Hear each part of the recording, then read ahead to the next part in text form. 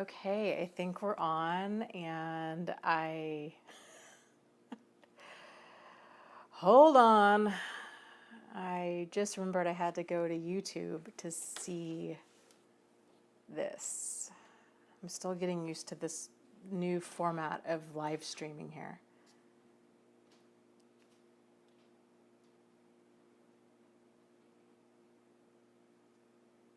Okay, let's see what's going on.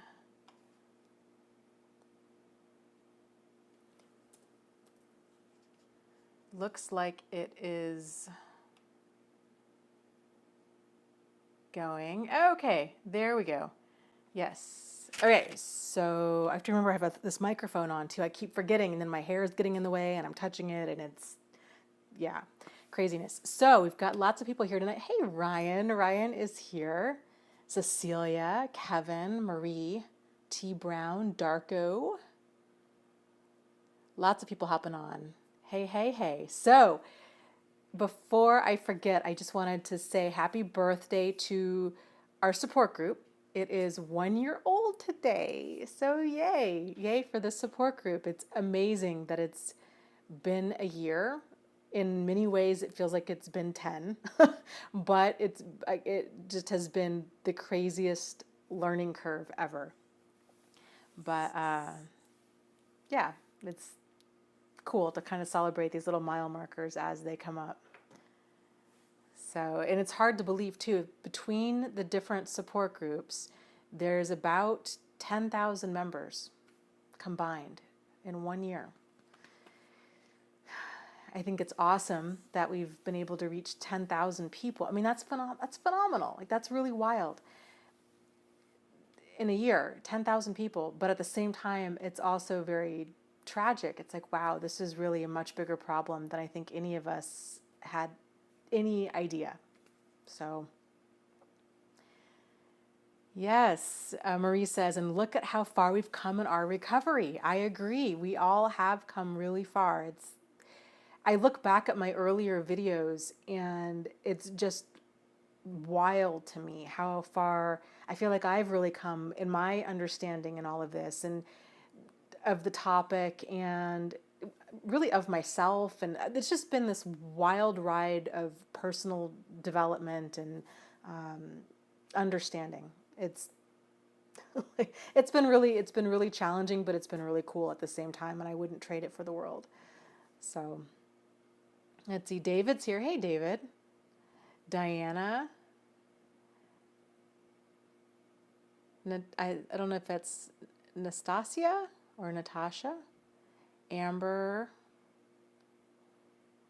Lots of people are hopping on. So very, very cool. So real quick, I pulled some questions out of the support group that I thought I wanted to just kind of open with. So,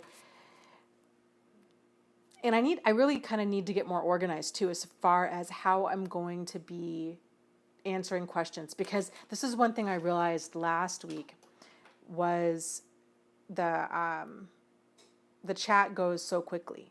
And so it's really hard, I think, for everybody to kind of get their questions answered and for me to even see them and so on. So I'm trying to experiment with different formats that I can get some questions ahead of time. That way I can make sure to answer them if I don't see them in the chat. So if you guys have any ideas about how to make that easier, let me know. So, and we'll see what we can do.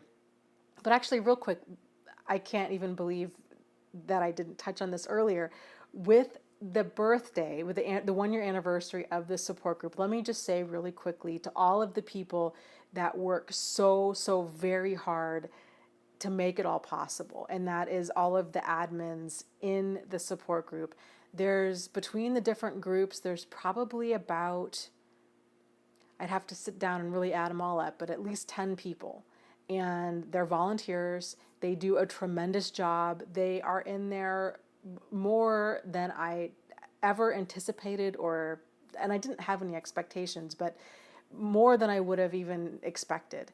They work so hard at keeping that group troll free and safe, and just making sure that everything goes smoothly. And it's been a real rough year, I think, for all of us. It's been a huge learning curve, and I don't know how the other admins feel, but I know for me, again, like it's just been this wild ride of things we couldn't have imagined, situations that we would have never imagined we would have had to have encountered, kind of learning how to grow as a team. And so you guys, thank you so much for all your hard work and your patience and just all of it, just your time and your energy and your compassion and your caring and all of it. So just thank you from the bottom of my heart. For everything that you do is just awesome. So thank you. So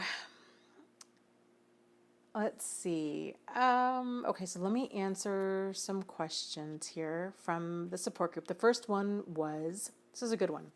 How can I tell if a person is really a narcissist, or I should say, how can I tell if a person is really a narcissist victim, or if they are just a narcissist disguised as a victim? And so this person, their fuller question had to do with they've only ever dated narcissists, they really don't trust their judgment, and they keep getting tangled up with the same kinds of people over and over again. And so they're really concerned about that. And I guess this latest person in their life, they're concerned, this person is saying that they have been a victim of a narcissist, but they're like, well, they could be saying that and then not really mean it. They could actually be a narcissist, like in disguise.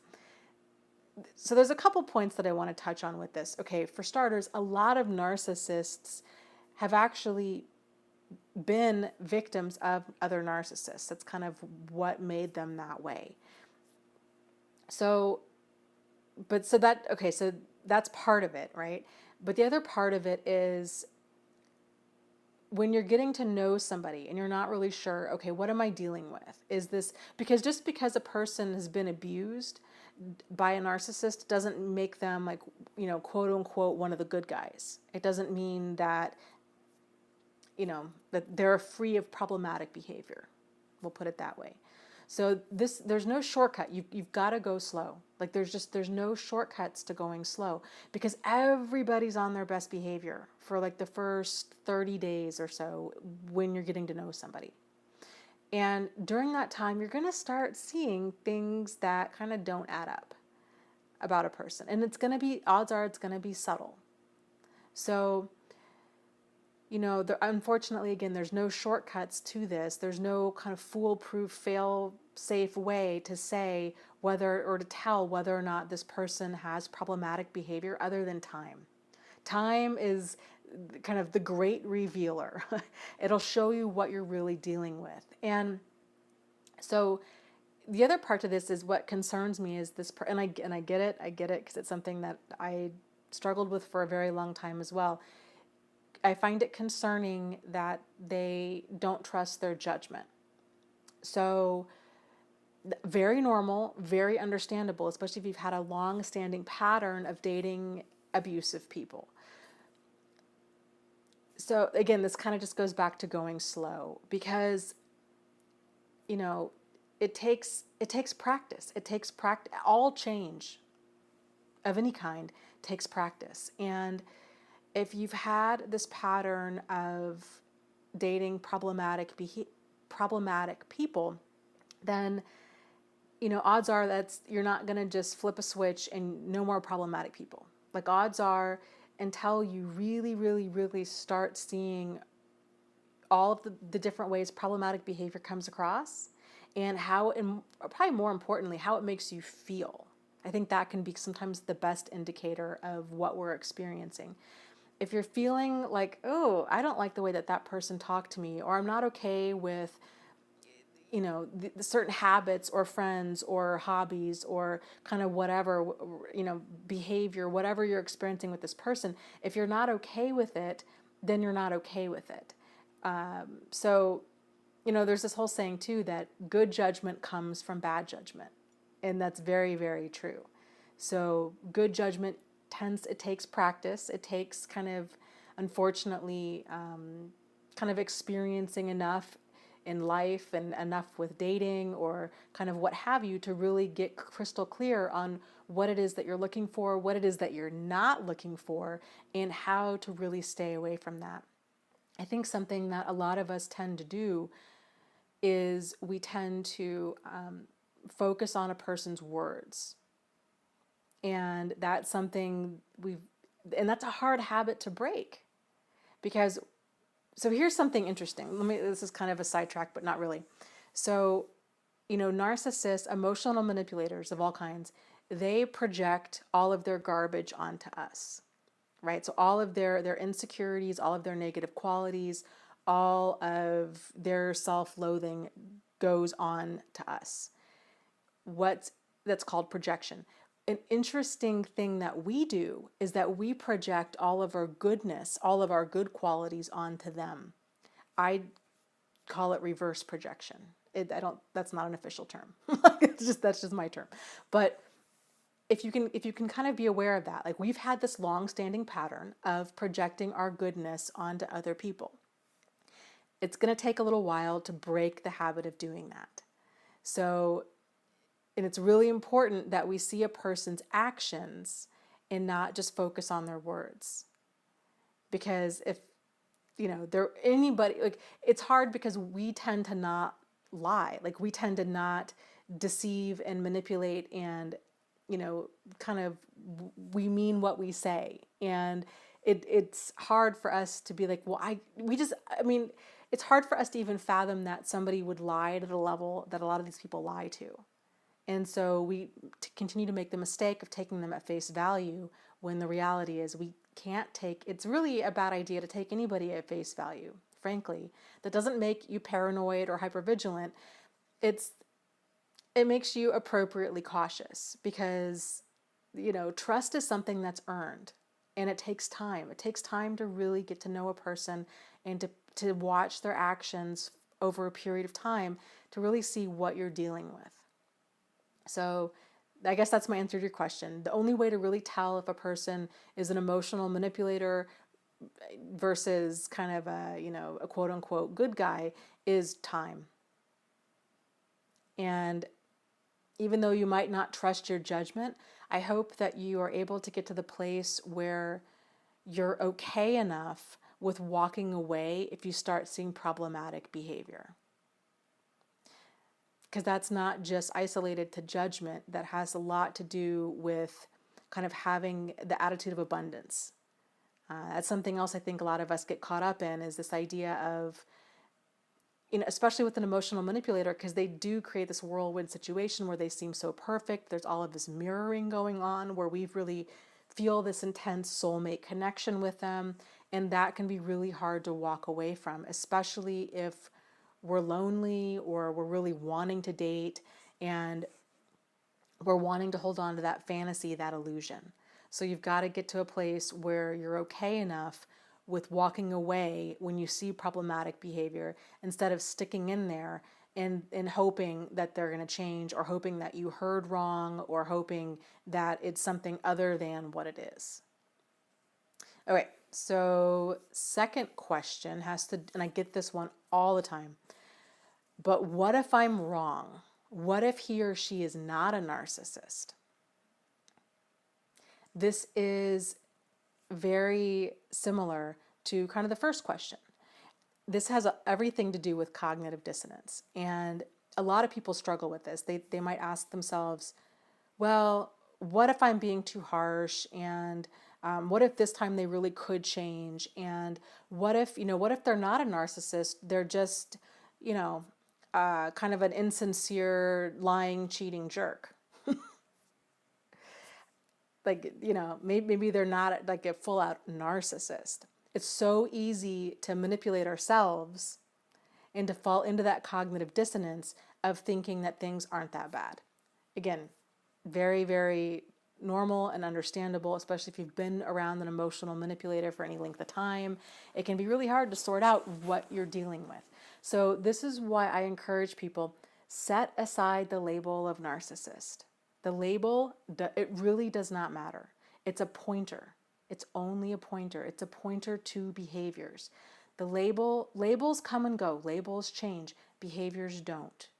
So if what you're experiencing is you've got a person that has a lack of empathy, a lack of sincere remorse, a lack of regard, if it's a one-sided relationship, if you're finding yourself continually having to forgive them, quote unquote forgive, you have to continually try to fix the relationship. If they're causing, if it's kind of the difference between, like, have you gone through so much with them, or have they put you through so much?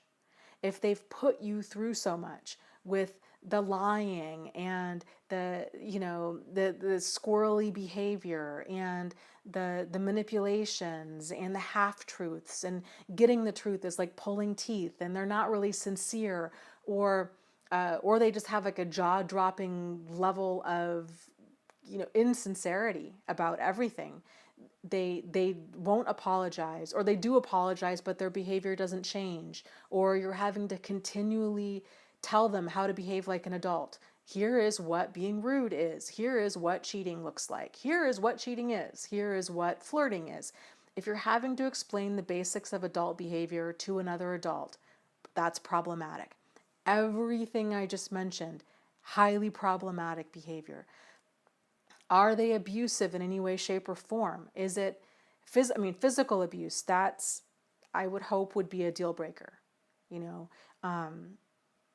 Verbal abuse, emotional abuse, psychological abuse. Is there gaslighting?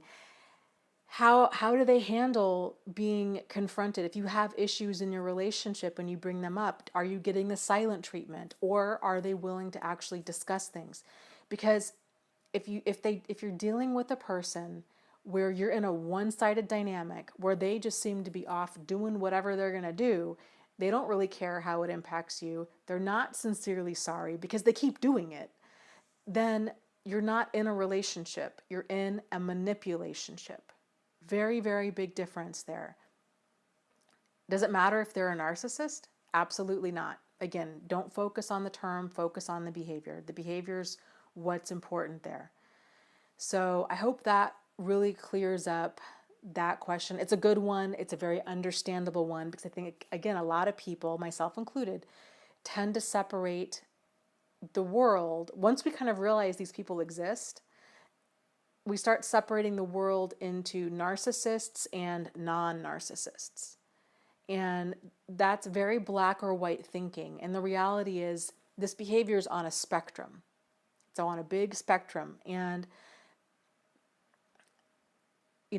a person, like a personality disorder, because I think what a lot of people tend to think is they think, well, as long as they don't have a full out personality disorder, then they can change.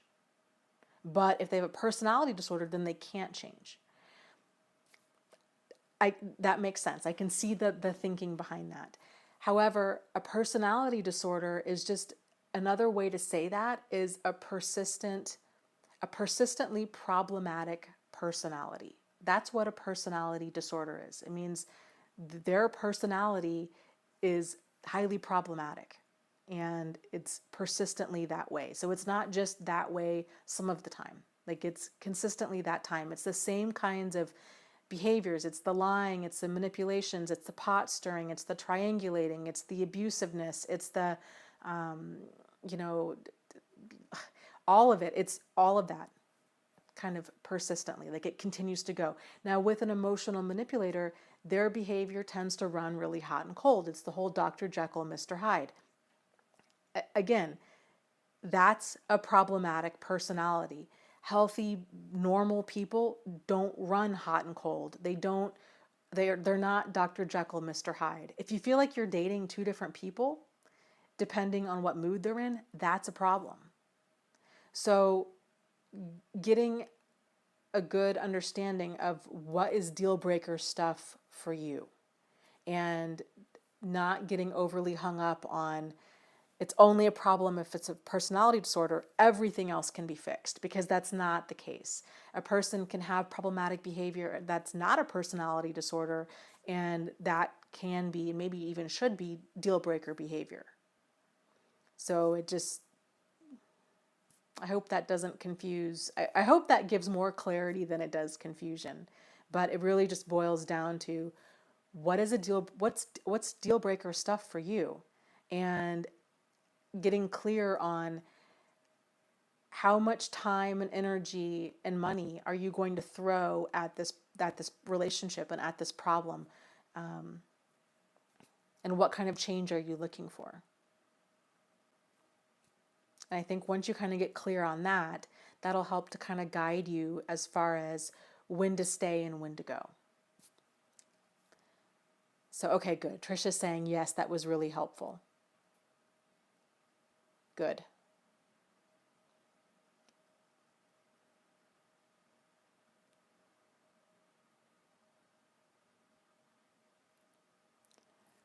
Okay, let me scroll up. I should have written down some more questions here. I actually had a whole sheet of questions and things to discuss, and then I left it at work.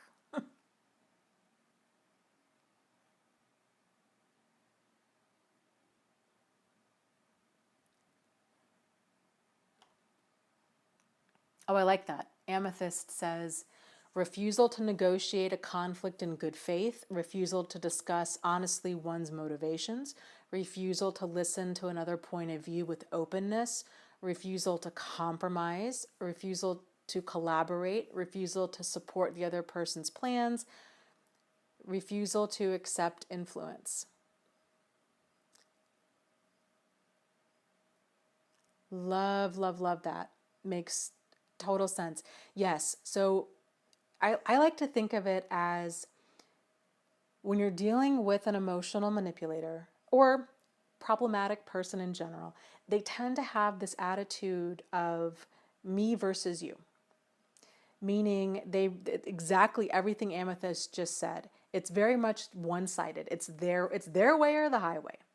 You know, if you don't believe what they believe, then there's something wrong with you. If you, it's like, and that's what drains a person when you're around a narcissist, because they are this vacuum. They are this intensely empty bucket where they take and they take and they take, and there can be no room for anything other than them. Like, it's just all about them, and it's exhausting. I mean, they call them energy vampires for that reason. It just sucks the life out of a person. So if you feel like the life is being sucked out of you in a relationship or a friendship or a coworker dynamic or what have you, that's a problem. These are all signs that you are out of alignment with what is healthy for you. So, but okay, so back to what I was saying here. The difference is you've got a person with an attitude of competition. This is the me versus you. This is the narcissistic mindset. And it's very much like a winner takes all kind of a mindset. And these people, they're not about cooperation. They're not about being solutions oriented. They're not about working as a team. They're about getting whatever it is that they want, and then other people just needing to be okay with that. That's why they tend to not apologize. Well, also, they have a huge level of entitlement, and they're incredibly selfish. So they really do feel entitled and justified in doing whatever they want to do. That was a point that I was going to bring up that I had on my list at work. Was about cognitive dissonance. So we tend to have our own form of cognitive dissonance where we gloss over their problematic behavior, right?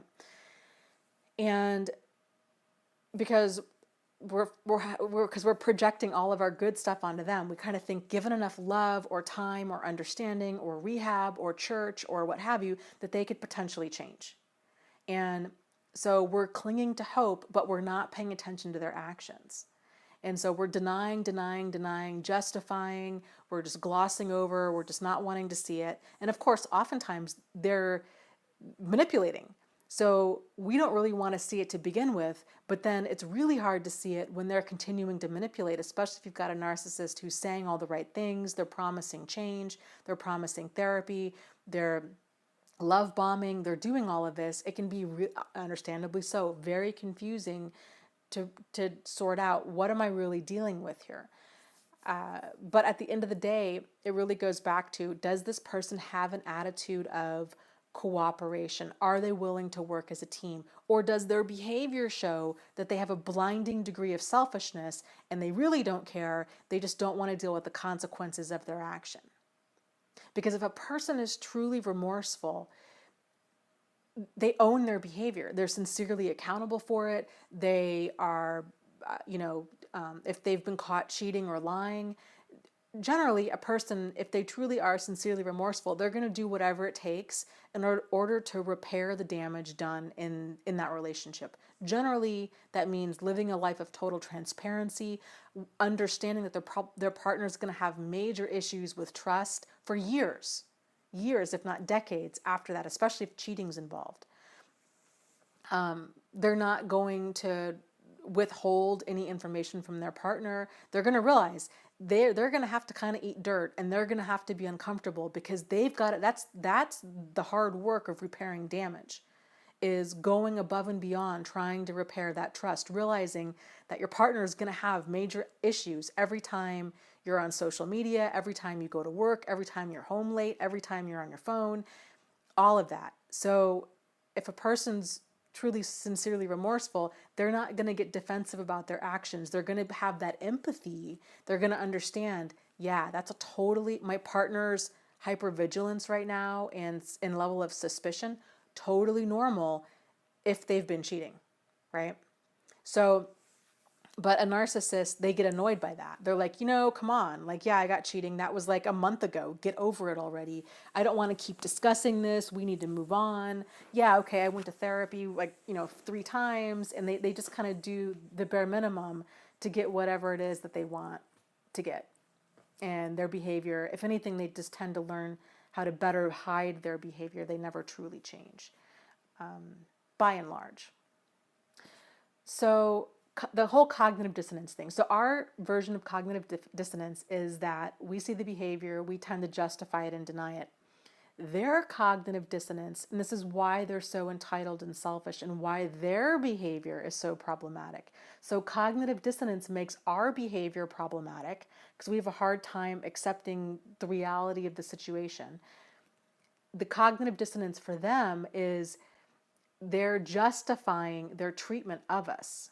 So this is why you see a lot of times that they profess to be the victim, that they are, this is the whole kind of core of an abusive person, how they'll say, it's the whole like quote unquote, look at what you made me do.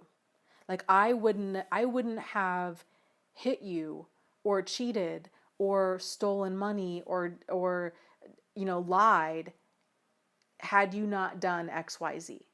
So in their mind, all of their behavior is a very appropriate and understandable and justifiable reaction to us, which is crazy making because especially if they're like projecting too, because in their mind, if they're feeling abused by us, but they've really been the one to abuse us, but it's a whole cycle of crazy making that you can't even begin. I mean, like to untangle all of that is crazy making.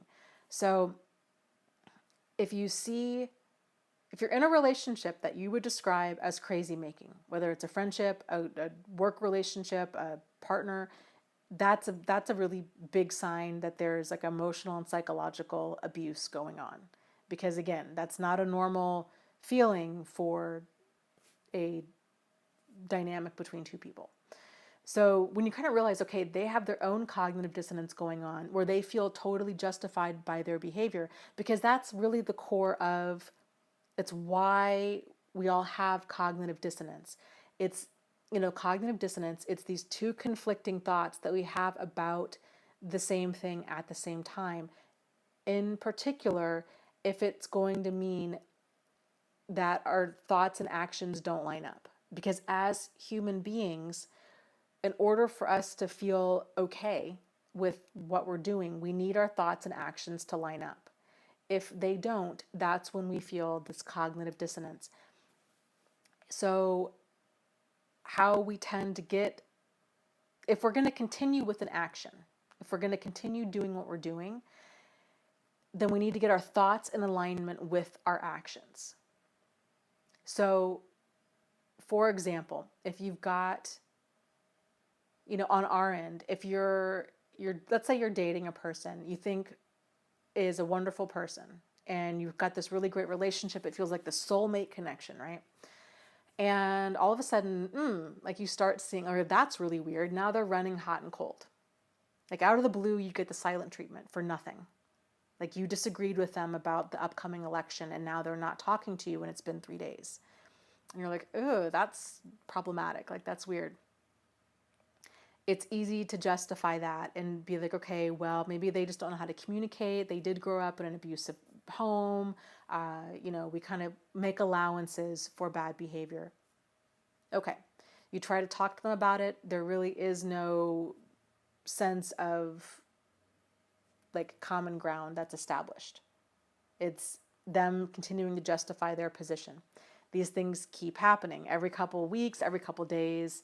There's like other little things where you're like, this is really weird. How come we keep going from this amazing communication to all of a sudden everything is just off track? And I feel frustrated and worn out and whatever.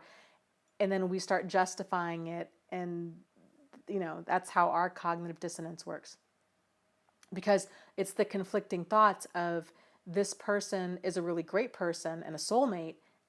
The other conflicting thought is this person seems to have some like really problematic behavior that really needs to be deal breaker behavior. So understandable. Two conflicting thoughts. This person is my soulmate and I need to break up with this person. If the action is going to be that we want to stay in that relationship, we're going to have to justify the problematic behavior that we're seeing. This is how we say, oh, well, maybe I heard wrong. Maybe it's because they came from an abusive childhood. Or maybe it was because they were drunk, or we're making excuses for their behavior because we want to stay in that relationship. With an abusive person, it's the same thing. So but reversed. So they're seeing us and they're thinking, if their action is going to be abusive, to give the silent treatment, then they're going to have to justify that in their mind. And so they're going to have to tell themselves, this person deserved that because, they were really ignorant and ridiculous to even think about voting for that other candidate.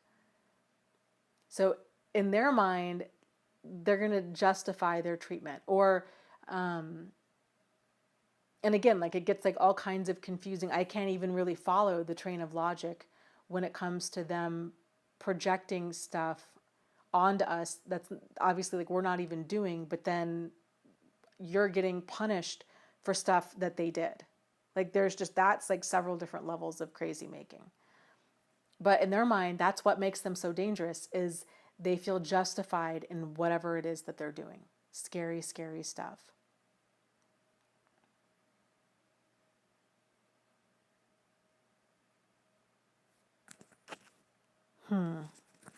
Let me see. Somebody's saying the volume is too low. Let me see if I accidentally turned it down or did anything weird. Oh, maybe I did. Hold on. What's going on?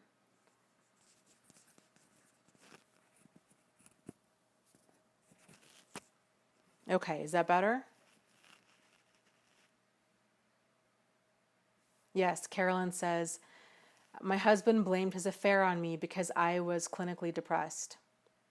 Yes. And they'll say that, right? Like, oh, it's your fault I cheated because you had gained weight, or you had lost weight, or you were not attentive enough, or you were too attentive, or you, it's like never, ever their fault. And that's crazy making. And this is how people start turning themselves inside and out, trying to walk on eggshells, being like, well, if I just change my behavior, if I can just be more attentive and loving and dress sexier and be all these things that they want me to be, then that my behavior can somehow change their behavior. That was another thing that I had written on my list. Had to do with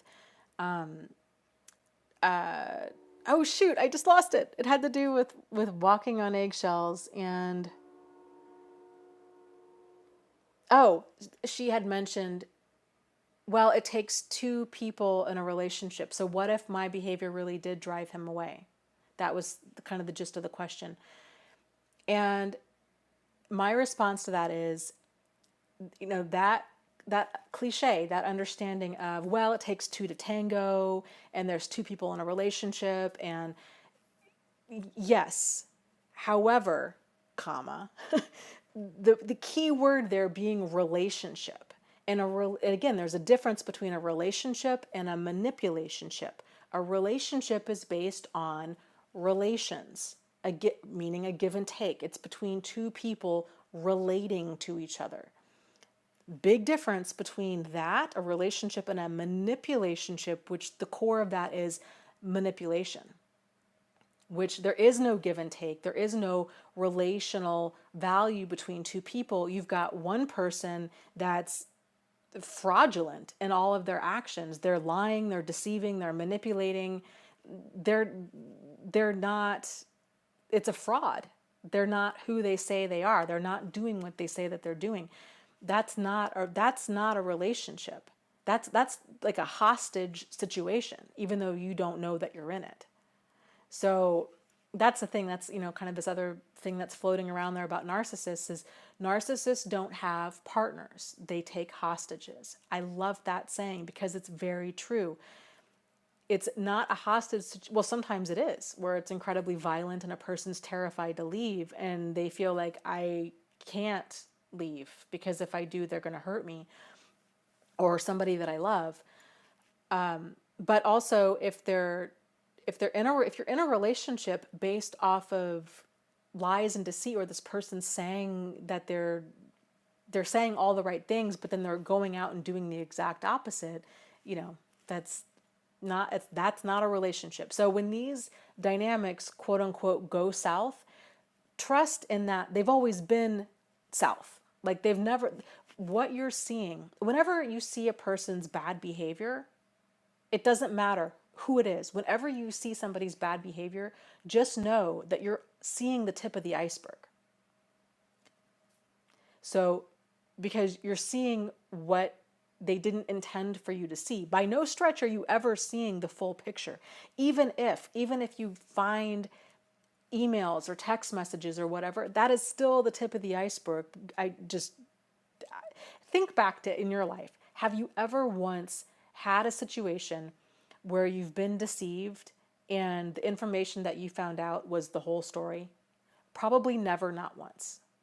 It's always the tip of it. So if what you know is really bad, trust in that there's like 1,000 times more that you don't know, that you'll probably never know. I know that can sound, paranoid or what have you, but I think it's really in big time in denial to think that what you've just happened to stumble across is the full truth, because the odds of that happening are slim to none. And of course, the odds of a liar actually telling the full truth and is also slim to none, because you can't trust them because they are a liar. But also, if they're going to try to stay in the dynamic, they're also going to be doing damage control, which tends to include managing information, managing what you are finding out, and trying to, they're continually trying to dance around that and minimize it and, manipulate all people involved if there's multiple people involved.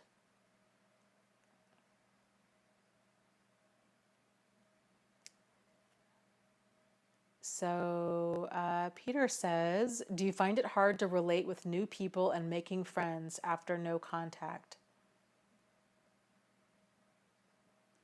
Yes and no. It's very, very different, I think, when it comes to making new friends and dating and all of that again. Because in many ways, it's just a weird world. Like, I don't even know how to describe it. In a lot of ways, I feel like, and I don't think I'm alone in this, I feel like I'm awake. I'm awake to, it's like the Matrix, right? Like you feel like you didn't really know, you didn't know that you were in the Matrix, but then all of a sudden you took the, what is it? The red pill, I think it is, that you're all of a sudden you're awake to what's going on and you get it. Like you frickin' get it. And it's really eye-opening and it's terrifying. You see what's going on out there, but the vast majority of society is still asleep to it. They're still living in the Matrix. And that's a very lonely feeling. And people are going to oftentimes think that you're nuts. Like, oh, like, what do you mean? No, no, no. You're, and they kind of have this attitude of, oh, well, you're bitter, you're jaded, you're hypervigilant, you're this, you're that. They don't get it.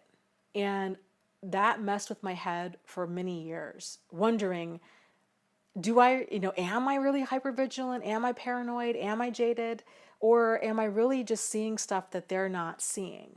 And, I had a couple more run-ins with some different emotional manipulators. And then I realized I started, and then of course, doing these YouTube videos and the support groups and hearing from thousands of people every week, realizing, no, we're seeing this crystal clear. It's the rest of the world isn't. So, and that might sound grandiose, but and maybe you can relate. I don't know. But so yeah, that can be a little bit isolating. And I have found, well, actually, I would say a lot of my friends that I've made at this point in my life have been through, we're all older. So we've been through enough stuff in life, encountered enough problematic people that they get it too. And, that's nice. Like to kind of have that reassurance to where people get it, like they get it. It can be a little bit difficult with dating. I'm not going to lie. I'm not open. I really don't bring up what I do right away. It's something that I kind of slowly kind of mention. And I've been seeing one guy and, having these kinds of discussions about it. I don't know if he's watching tonight, but anyways, it's okay if he is, but yeah, it's hard. It's hard because if a person's never experienced this, then it's an even more isolating feeling when you have gone through so much and they just can't even fathom that. And especially if you're finding yourself feeling triggered or incredibly vulnerable where, and you know that they don't get it at all. And that can just kind of mess with your head. But it's a part of just waking up to all of this is how I like to look at it. So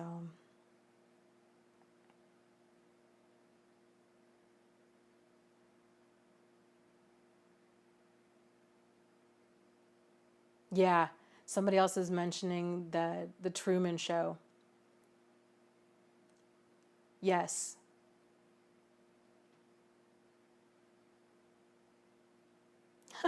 Bill says, Dana, did you ever think that at some point you might have been the narcopath wackadoodle? Yes, I did. And I didn't, let me stop the chat for a second here. I didn't until I got onto YouTube. And then, you get people that'll say stuff like, well, you seem to always be the victim. And I think, maybe, and this was, just like, I don't even know. Out of all of the comments I get, and I probably get easily 10,000 comments a week, maybe a month. I don't know. It's a lot. Anyways, I've had maybe like five people say, they'll say stuff like that. And actually that had never crossed my mind before because I'm like, no, I never thought that I was the problem because their behavior was so outrageously crazy that I'm like, no, like that's 100% them.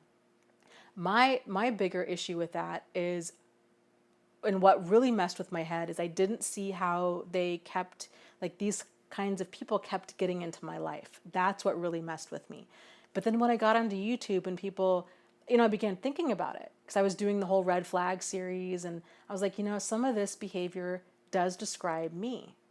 The rushing of intimacy and the whirlwind situations, and trying to think of some other red flags. Oh, I can't think of any off the top of my head, but those two. And I began seeing them in a different light. And I thought, oh my gosh, like could I possibly be a narcissist and like not know it? And it was a terrifying thought, and that really messed with my head for a while. But then I was like, no, Dana, seriously, like you're making yourself crazy. Just think about, do you have empathy? Do you have remorse? Are you accountable for your behavior? Sure, we've all got some degree of problematic behavior. None of us are perfect. But when people do bring up things, how do you respond to that? Are you open and willing to look at stuff, any issues you might have? What kind of person are you when nobody else is looking? And then realizing, okay, no, I'm good. Like, I'm good.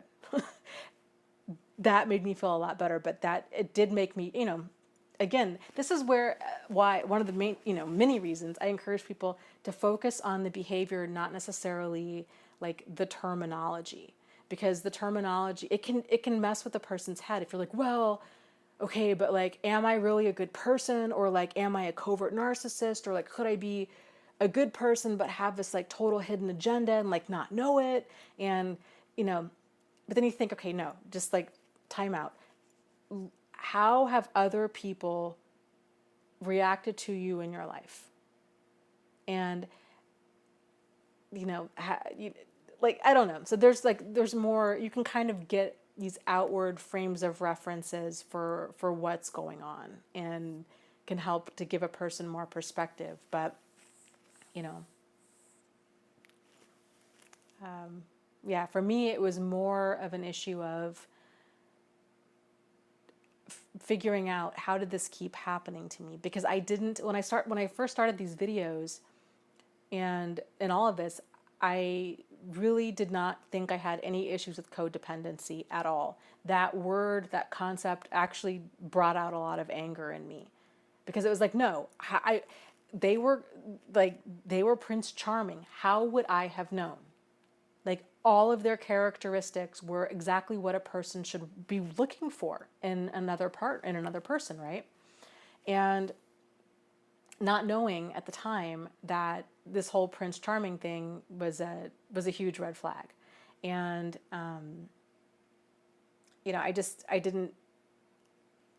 my relationships, they didn't go back and forth.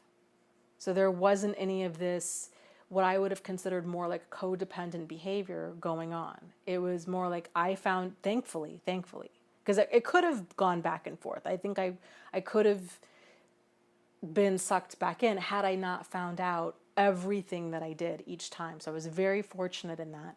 But, I didn't feel like I was clingy, because once I found out, I was like, done. I didn't, I wasn't trying to control their behavior, like trying to fix them. But my weakness was the caretaking.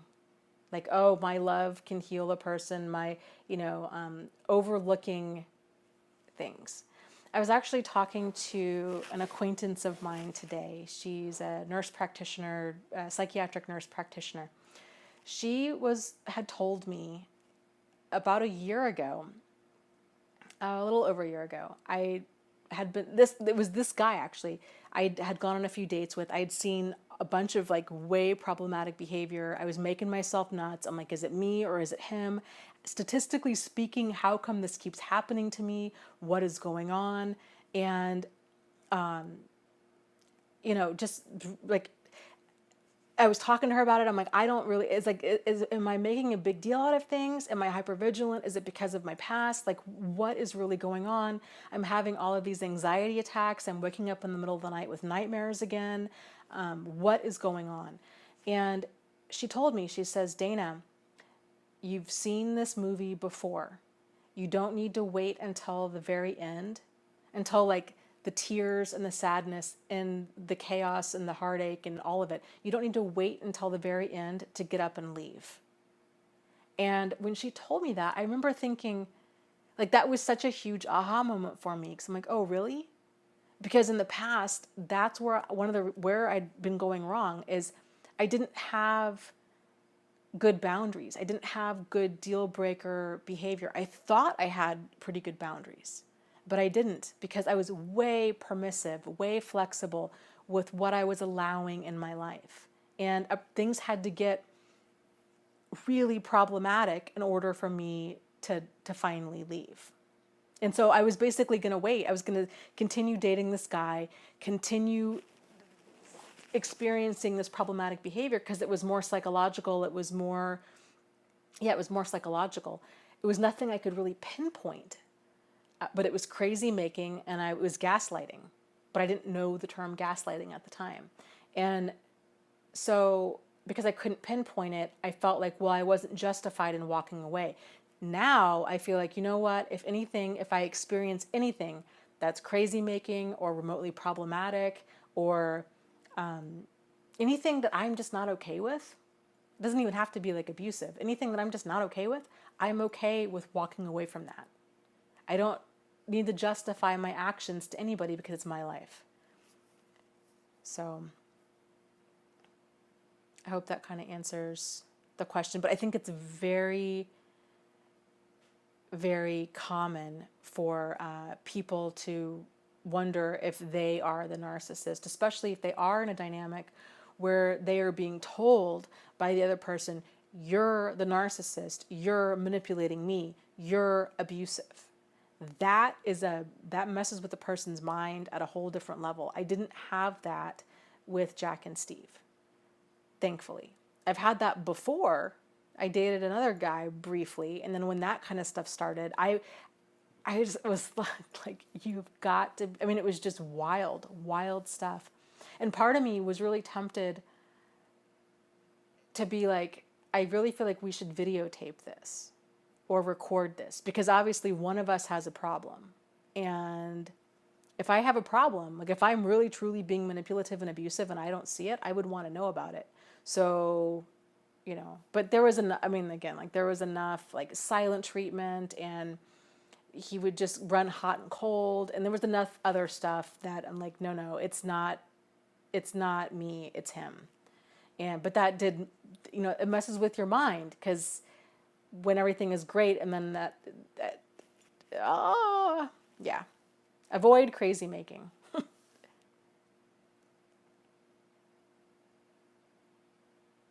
Yeah, I like that. Little Miss says, I kept asking myself, if I am abusive, if I am manipulating you, then let me save you by manipulating you. Or let me save you by leaving you. Yes, let me say, if I am being abusive, if I am manipulating, then let me save you by leaving you. Yeah, and that's a great way to kind of frame that because then that's something that they can't really argue with because then you're putting it back on you. That can be really a great technique if they're not wanting to let go or if you're having problems with, kind of, that persistent kind of stalking, obsessive behavior, putting it back on you. Again, it's all crazy making, but when you're dealing with a person, I like to view this behavior as like a form of functional psychosis. This is, again, my made up term for it, but really that's what it is because you're not dealing with a person who's in reality. They are in their own reality. It's a very scary, delusional reality, and it's going to be a very dangerous reality. And they're feeling justified in doing everything that they're doing, and what they tend to be doing is it's dangerous, destructive stuff. So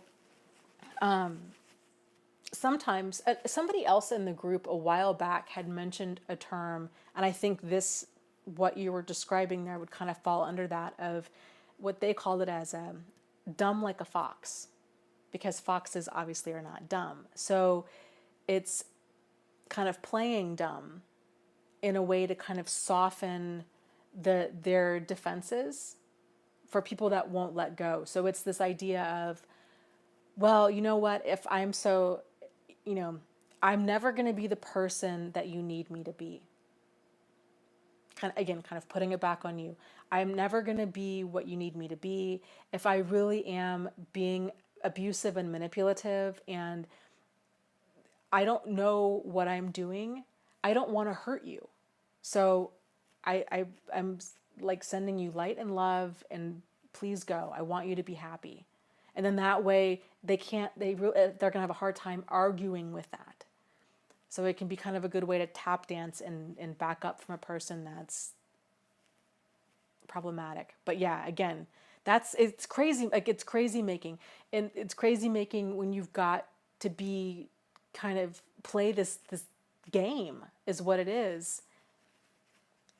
Because sometimes straight out going no contact can make a person worse. That can really, because they're losing that power and control. And if they're like, oh no, how dare you, then they can really start coming after a person. So that technique of kind of taking, hyper responsibility for things, it's just part of the game, and it can help to backpedal out of a situation if it's the only thing that you can do and you're in that dynamic where you're feeling like no contact is going to make things worse, a restraining order is going to make things worse. You're trying to figure out a way to get out of there or a way to leave and not have them fly into a rage. So, yeah, Bittersweet was saying, I realized what he was, and then I went I went gray rock. So, yeah, gray rock is really, really fantastic.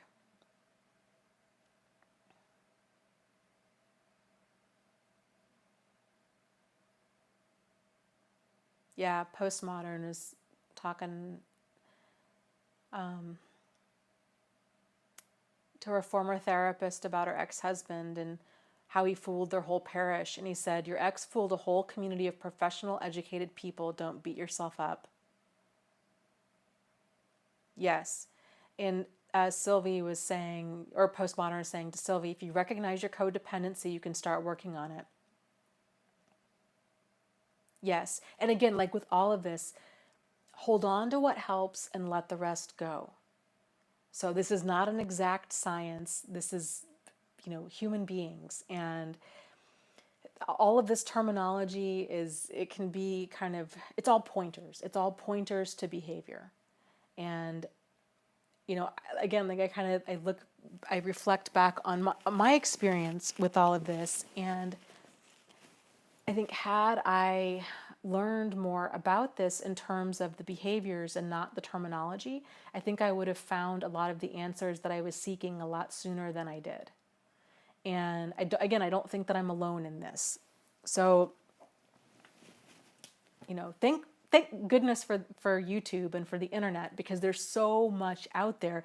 And that's the cool thing, is because there's a lot of people that speak on this topic of narcissism and codependency and, being an empath and, kind of just narcissistic abuse in general and healing from it and boundaries and all of it.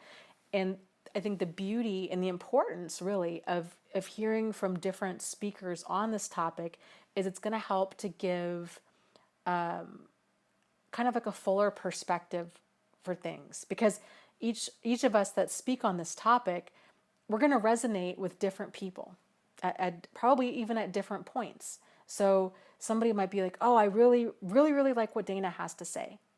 And then maybe a month from now, or maybe even like a day from now, they're like, oh, I really, really like what, I don't know, Ross Rosenberg or Richard Grannon or even Sam Vaknin or, there's just so many others, Melanie Evans and Serena Nightshade and all of these other people that are speaking on this.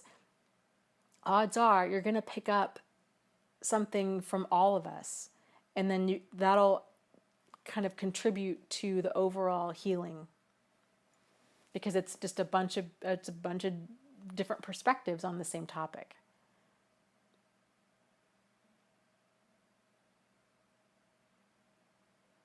Yeah, G. Marie says, Gray Rock can be dangerous if he's violent, though. Yes. Yes, it really can. It can absolutely enrage a person.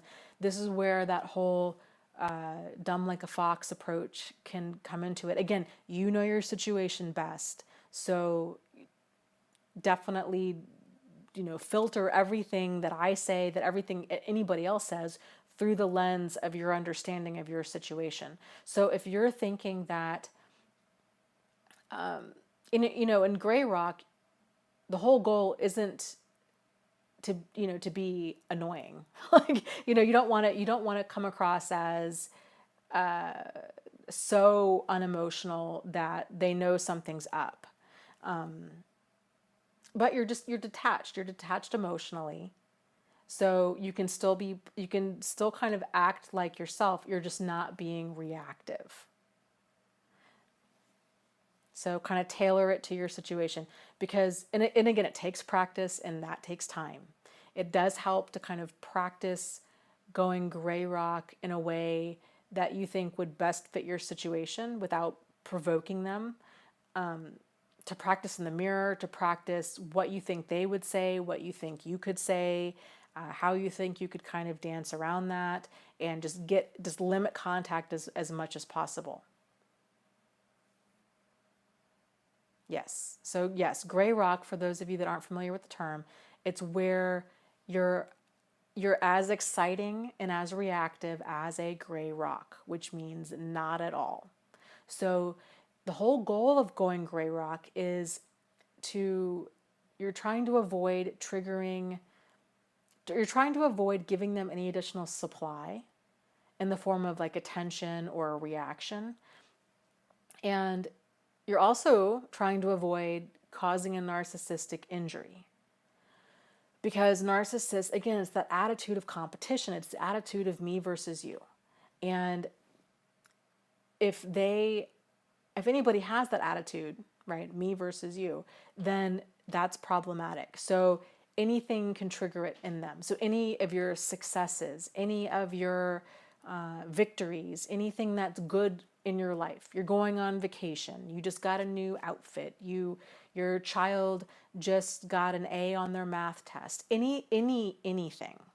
Even though you're like, why would they be jealous of our child? Why would they care if I'm dating somebody? They're remarried. Why would they care that I'm going to camping for a weekend when they just got back from Mexico, or this like amazing vacation? Again, you're not dealing with a person who's sharing the same reality as you. So these are incredibly insecure people, and any little thing can set them off. So anticipating a bunch of insecure, immature behavior that oftentimes tends to be very provoking and very, they're trying to provoke an emotion in you because it makes them feel smug and superior to know that they were able to upset you.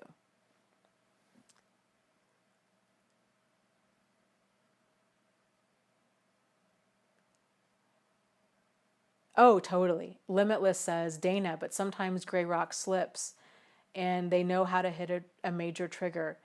Yes, they do. This is why it takes practice. So try not to get down on yourself if you do react, because it's hard, because they know the buttons to push. And they're master manipulators. This is what they do day in and day out. So they know exactly what to hone in on. This is why it really helps to use the power of anticipation.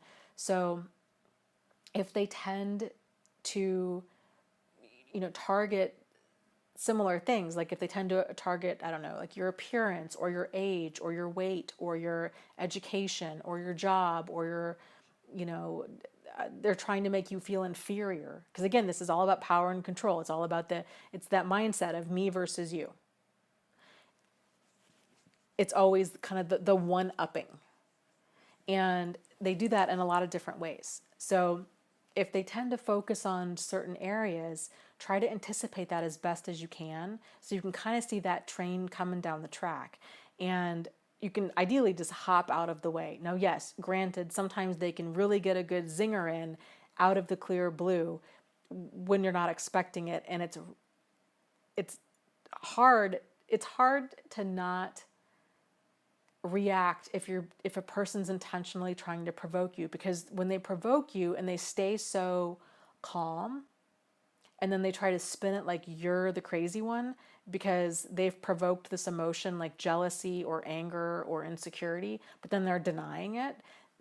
It's crazy making, and it's infuriating because it's like, don't you see what you're doing? Like, you think that you're like, there's like no accountability for their actions, and like this blinding degree of entitlement and just like lack of accountability. It's so freaking frustrating, but oftentimes they know that and they're doing that intentionally to provoke a reaction. Yeah, I mean, I get enraged when I hear certain stories from people where I'm like, oh, like I react, and it's not even my stuff. So yeah, stuff takes practice, for sure.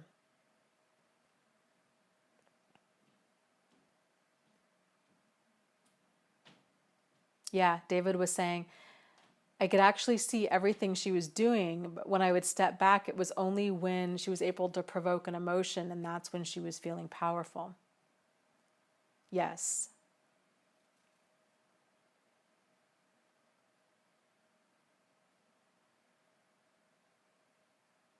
Yep, good for you. Sylvie says, I got a note recently from my ex, and he used a nickname for me that I had forgotten. It used to make me melt. What a creep. Yes, and I love that you can see that for what that is, and that that you see that now and you're like, yeah, what a creep.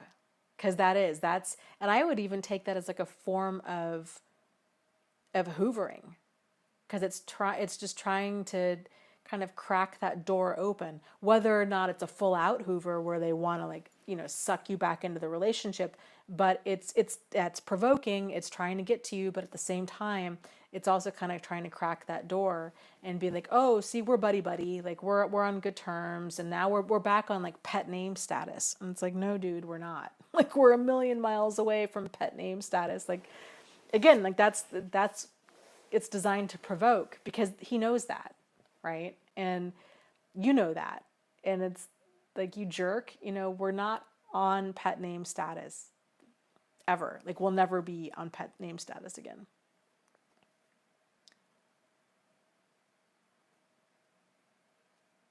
So Postmodern had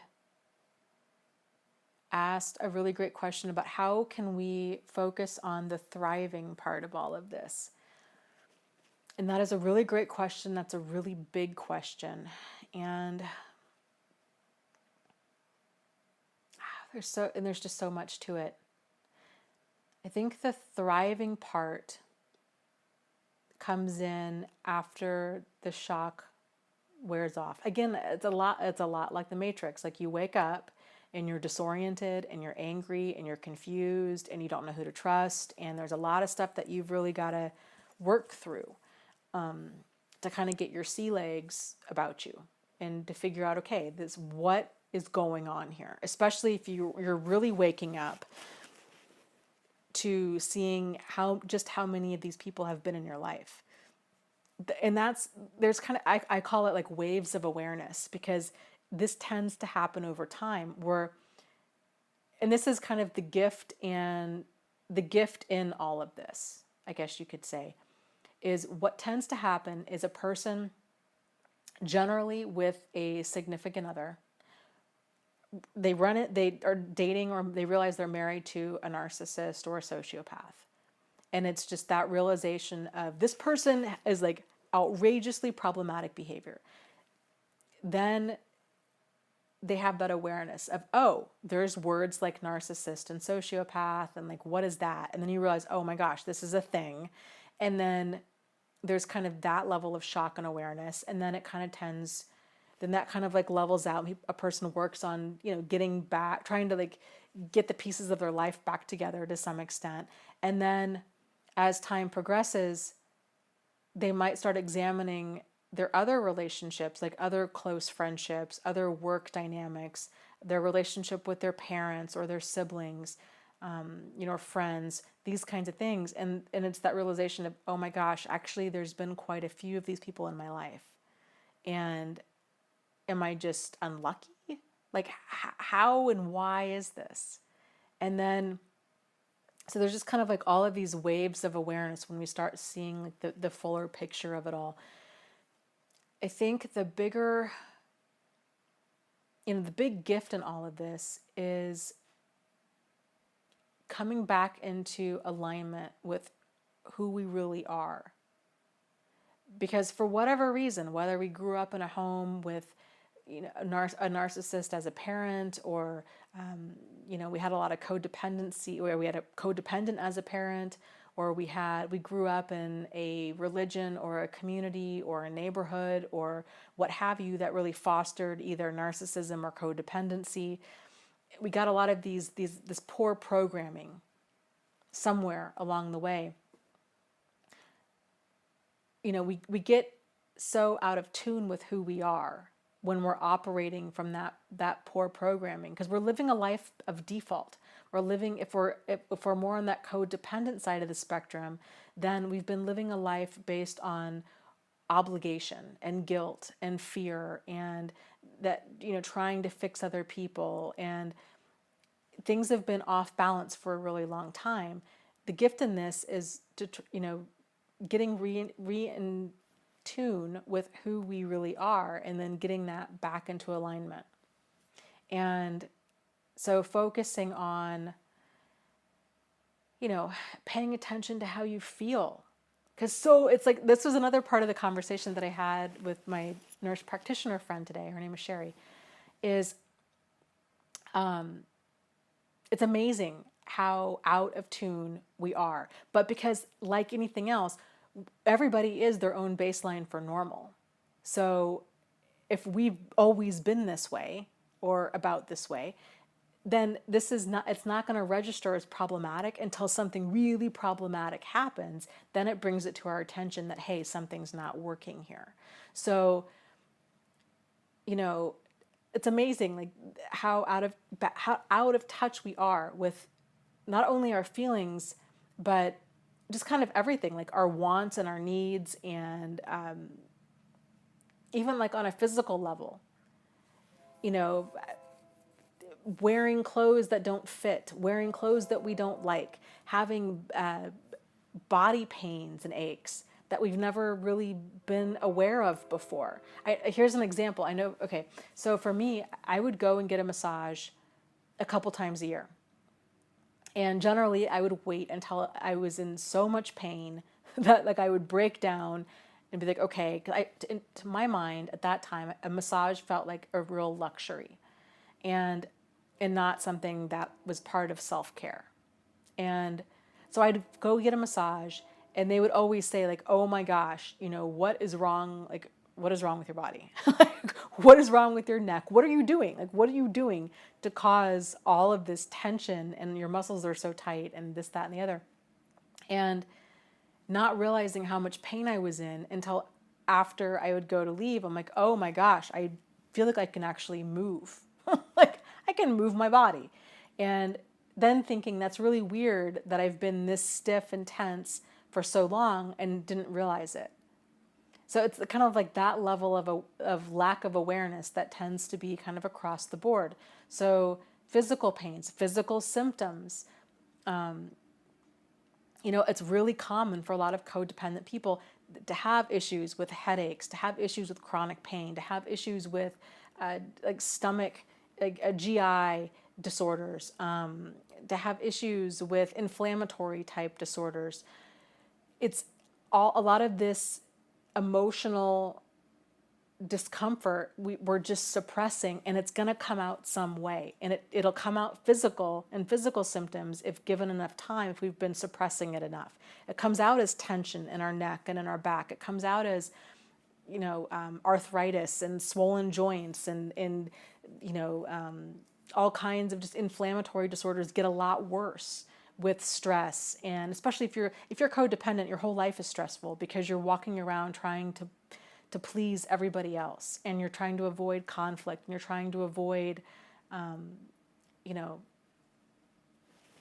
just trying to be the forever peacekeeper, and that's exhausting. So kind of realizing that, like, oh my gosh, like here's other ways that my life needs some adjustment. And then examining friendships and asking yourself, where have my boundaries been, and where is my deal breaker behavior, and am I allowing stuff at a smaller level, or what? Because as you grow and change, as you get healthier, you're going to realize that you're going to start putting up with less and less, and you're probably going to start changing a lot of your friends, because that's just going to, you're just, everything is going to change, and it's going to change for the better, but it's hard. It's just like just this continuing evolution of yourself, because you're finally learning who you really are. Because if we've built a life around this like false self of ours, just like narcissists have a false self that's deeply seated in competition, there's that grandiosity, that superiority, that fight mechanism of, that's that me versus you mentality. Codependents are the exact opposite. So we've also got this false self, but it's one that's based off of extreme cooperation. It's extreme people pleasing. It's extreme, you know, continually trying to be over solutions oriented instead of actually being more in the middle and having like deal breaker stuff. So our life is also built around a false self, and that false self is, it's really wild when you really start thinking about it. And it's kind of sad at the same time when you're like, I don't even know who I am. I don't even know who I am. I've, do I really like these hobbies, or this job, or, where I live, or am I living a life based out of expectation? And who am I? And how do I find that person? And that really starts in large part with following, what I call following your peace, which is kind of the precursor to, I think it was Joseph Campbell who had said, follow your bliss. But I think before you can follow your bliss, I think it's a lot easier to follow your peace, meaning follow what you have calm about, follow what makes you feel good. And once you start kind of getting used to that, feeling, how do I feel? How do I feel right now? Am I feeling uneasy? Am I feeling resentful? Am I feeling frustrated? Am I feeling angry? Am I feeling hostility? Am I feeling crazy making? Am I feeling, because all of those uncomfortable feelings, these are things that we tend to try to run away from, understandably so, because they're uncomfortable. However, they're messages. There's a purpose for the way that we feel at any given time, but especially with uncomfortable emotions. These are messages that we're out of alignment, that something needs to happen, something needs to change. So if we're feeling the need to gossip or talk crap about somebody or whatever, generally that's because we're not dealing with the issue. We're feeling the need to vent because we're not actually effectively dealing with the issue.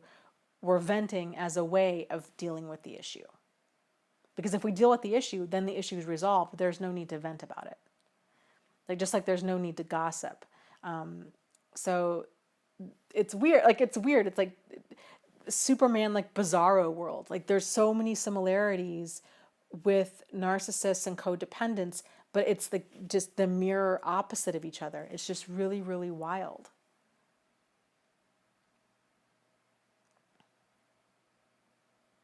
So I have started a series on codependency.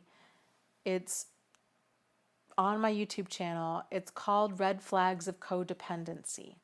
And so I kind of started the conversation about that, and just some different insights I've had.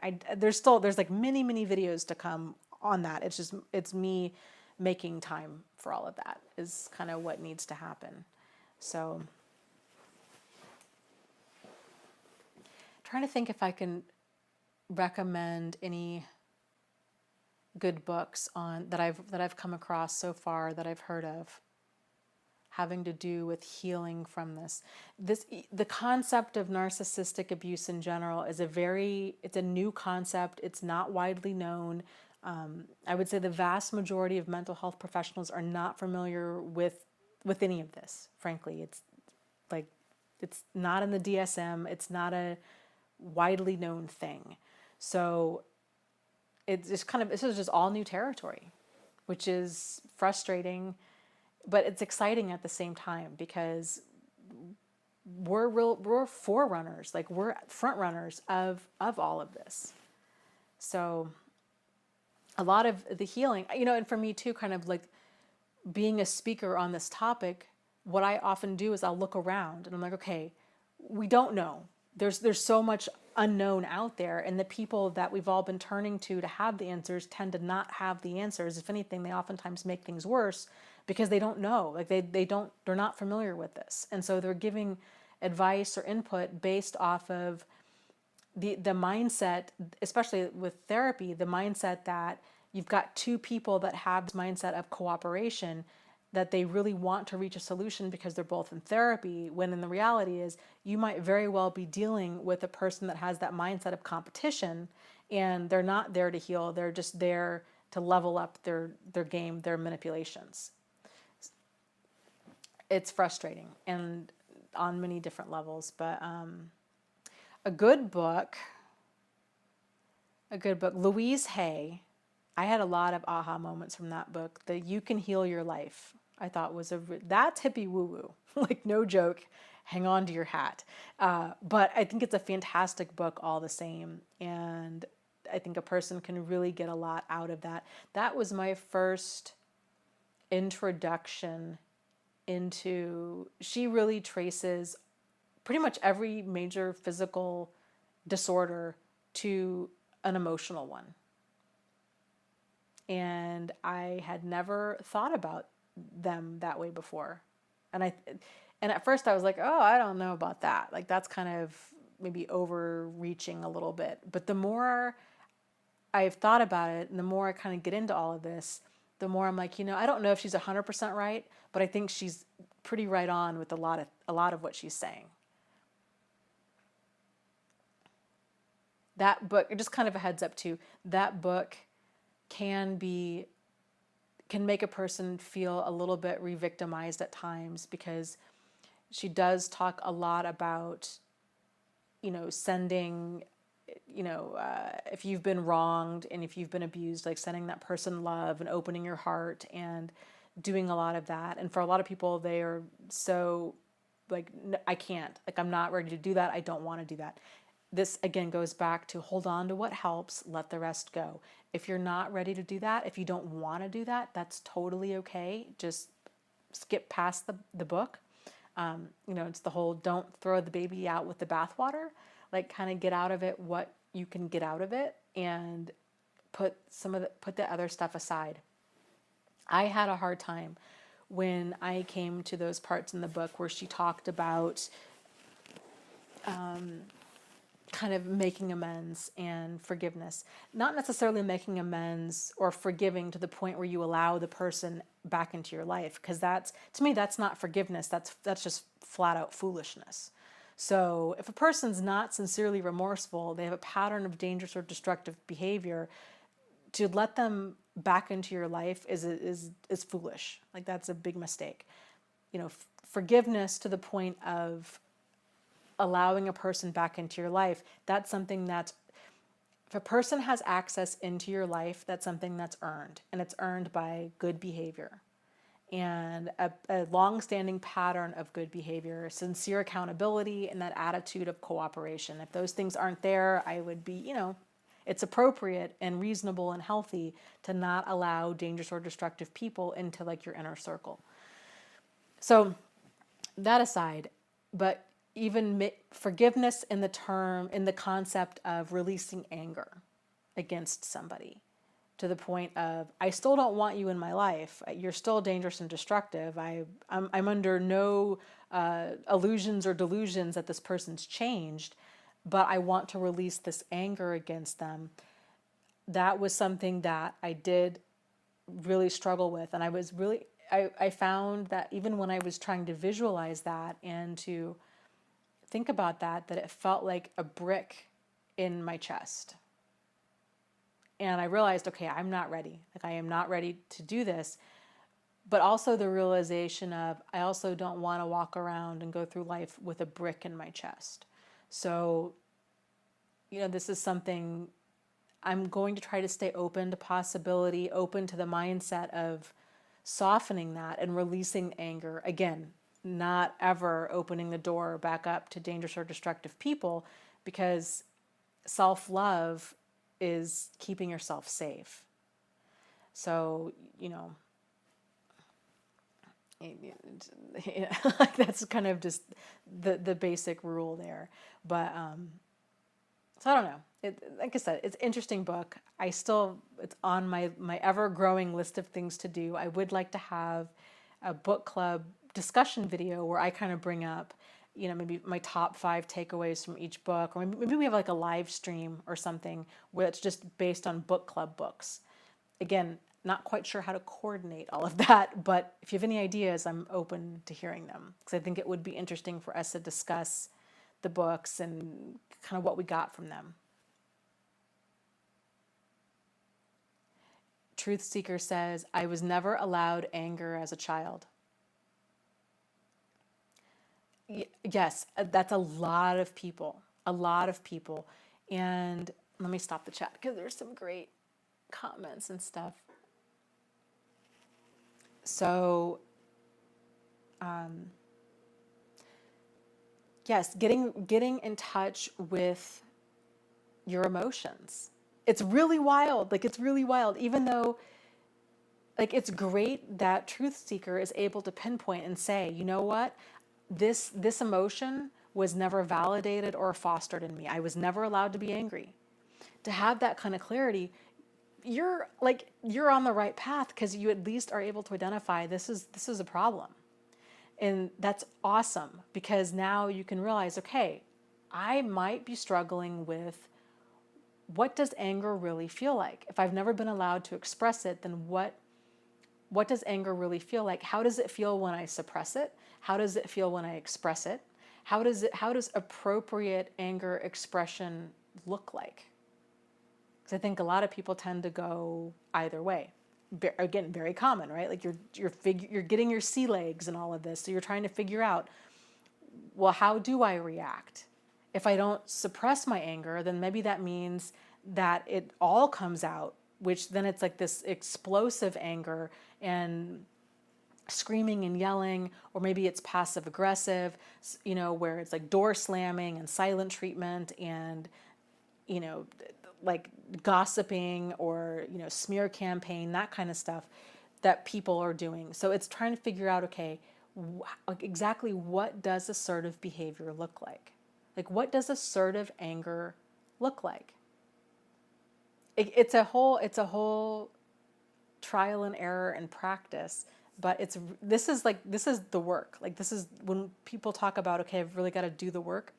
This is part of it, is identifying, what do certain feelings feel like? How have I acted in the past? How would I like to act in the future? How can I set myself up for success in that? So, or if you're realizing, okay, I was never allowed to have anger, now I tend to stay really calm up until I get angry. And then when I get angry, I snap and I turn into a person that I don't even like. This is something that I struggle with. I call it my inner Joe Pesci. So, like, I turn into like a crazy Joe Pesci person out of a mobster movie. I get so freaking angry that I scare myself. And thankfully that's not that often when that happens. But when it does, I'm like, really, Dana? Like, really? Like, where? Give me a break. Like, it's so over the top. And it's wild. But my guess would be that it wouldn't get to that point if I had better boundaries and learned to deal with things a lot earlier on, because then it's not building up to where I become Joe Pesci. No offense to Joe Pesci. I'm sure he's a very nice human being when he's not playing or acting in a movie. It's just, his characters in a movie tend to be really crazy. So, but yeah, and then getting in tune with, so like other feelings too, right? So like, okay, anger, love, what does it mean to truly be like kind to somebody, to be compassionate to somebody, and why are we acting? It's just fascinating when you start bringing awareness to your behavior, and and you start asking yourself, like, why am I doing what I'm doing? Like, where is this coming from? And to just observe it. It's fascinating. It's fascinating stuff.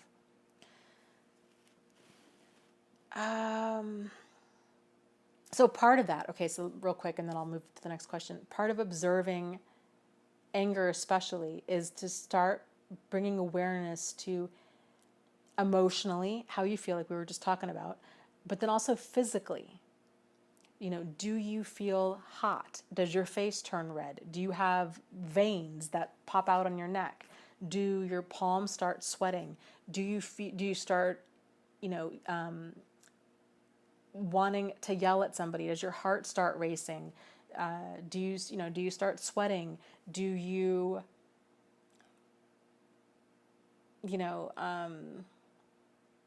do you feel tension in your neck and shoulders? Do you, how are you processing physically? How are you processing anger? Where are you holding that anger? Are you clenching your jaw? A lot of people, I think this is very common. Are you grinding your teeth at night when you're sleeping? Are you having anxiety dreams? Are you having anxiety attacks? Are you finding yourself snapping at people that did nothing wrong? Like, maybe your dog or your children or the person in front of you at the store. Are you driving really fast? Are you, even subtle things like when you're holding a pen, are you clenching it, or is your grip relaxed? Is it related? Is it unrelated? I don't know. But like these are questions that you're going to have to ask yourself. Are you having issues, like physical issues? Are you finding that when you're angry that you tend to eat? Because some people, when they emotionally eat, it's not because they're sad. It might be because they're angry. Are you, and then asking yourself, okay, like, actually real quick, are you depressed? I think a lot of codependent people are not comfortable with anger because they were never allowed anger. So instead they turn it inwards and then they get depressed. And they don't know why. They're like, no, I just have a chemical imbalance. But really, like, if you start looking at their life, or if they start looking at their life, then it's sort of like, oh no, things have been really out of alignment for a really long time. I've been married to this person who's lying and cheating and manipulating, who hasn't, given a damn about anything for a really long time. And I've had to continually forgive them and make amends because I thought that was what a good wife did, or a good Christian, or a good husband, or this is what I thought. I thought this was the normal highs and lows of a relationship. It didn't ever dawn on me that they just weren't sincere about wanting to change. And so resentment, it festers and it boils, and it does end up coming out, and it comes out in a wide variety of ways.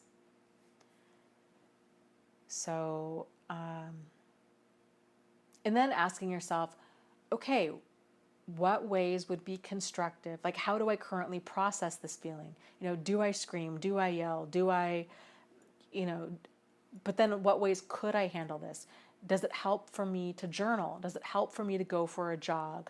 Does it help for me to, go to the gym or take a boxing lesson and like just you're punching on a punching bag, or to lift weights, or to listen to really intense music and clean your house?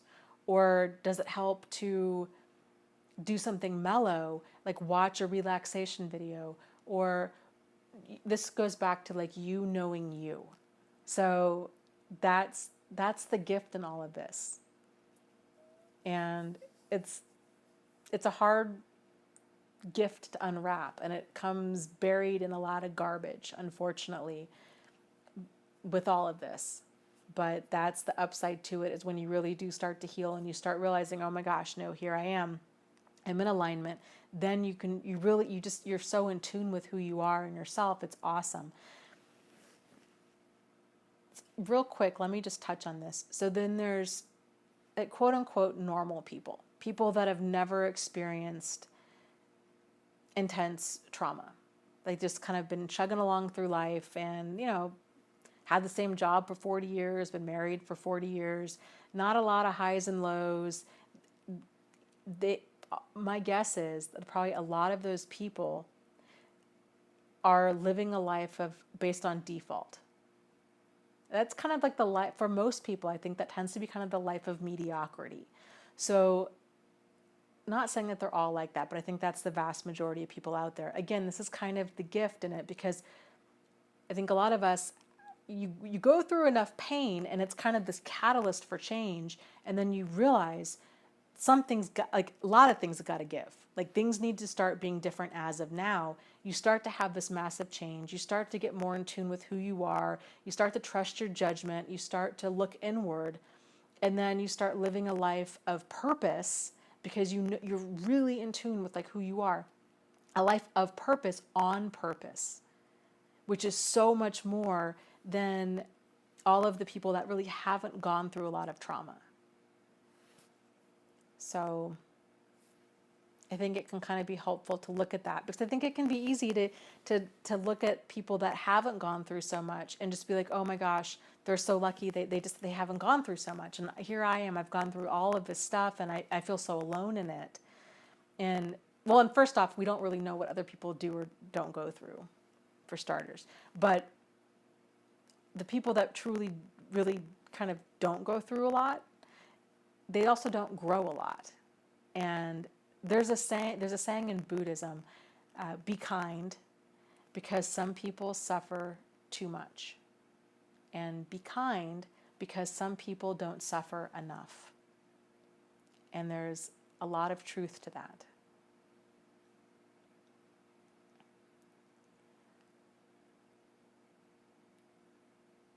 So,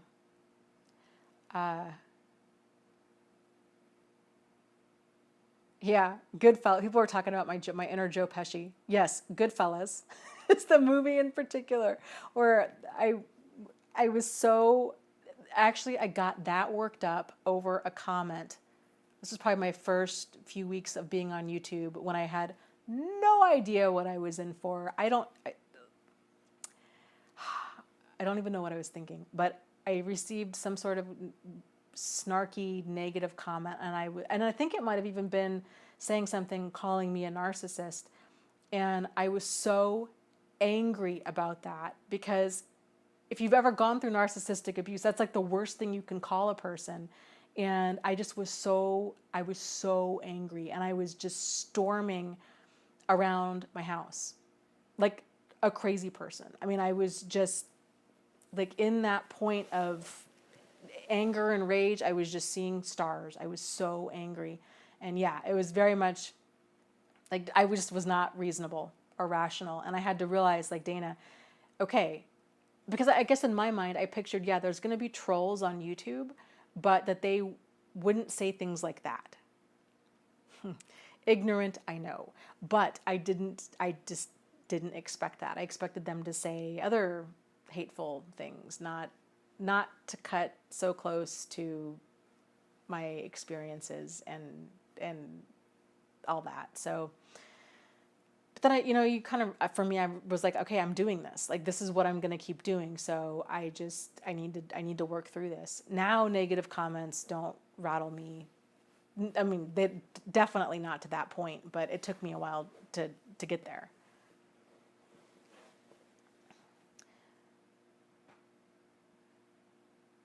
So, somebody had asked earlier about Pia Melody's work.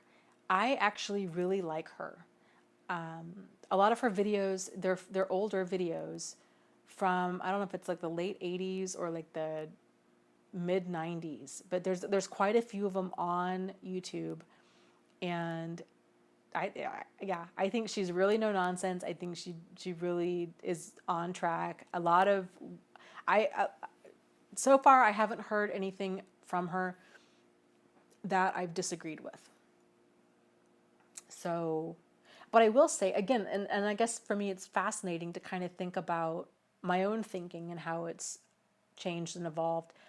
She talks about codependency from a very clinical perspective. And I think for a lot of people, if they're new to the concept of codependency, if they're new to a lot of this stuff, that kind of clinical perspective, it's like, it feels like it's talking way up here. And it was I know for me, it was way over my head where she was talking about, like false self and it was just like a lot of terminology. I'm like, what is she talking about? But so this is why, again, I think the benefit in finding different speakers on different topics, and odds are you're gonna kind of supplement your knowledge that way, and it's gonna help to give you a more fuller picture. Because again, different people are just gonna say things in a way that make it more clear or that just kind of resonate with you.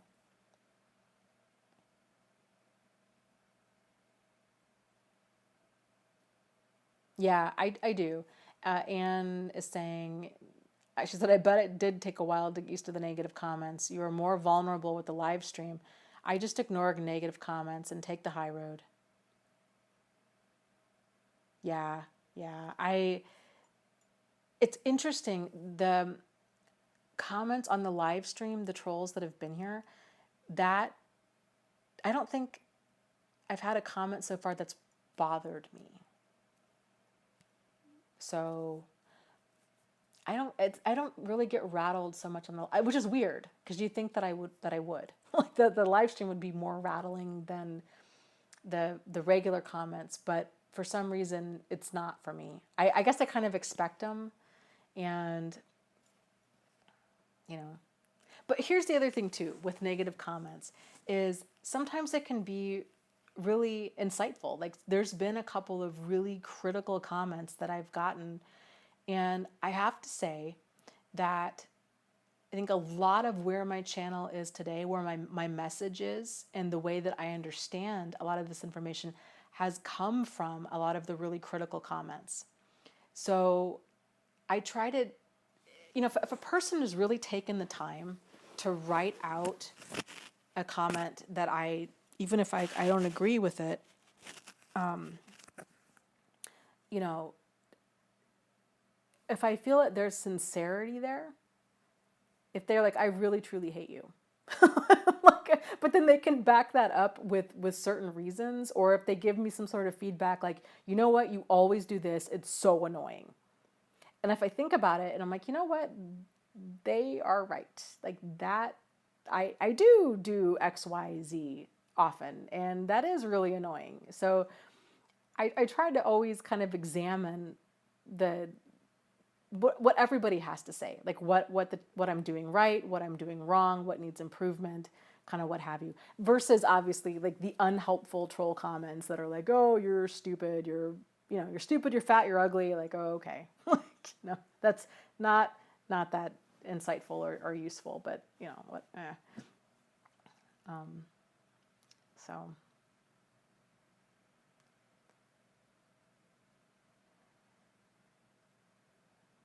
So let's see. I'm trying to read.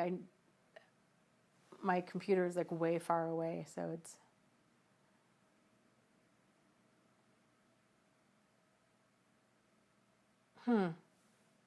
B asks, do you have any knowledge on codependence with narc parents who are very physically unwell?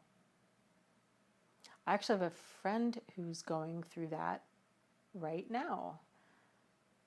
I think it's the same approach as always. I think at any given time you need to do what you need to do in order to keep yourself safe and sane.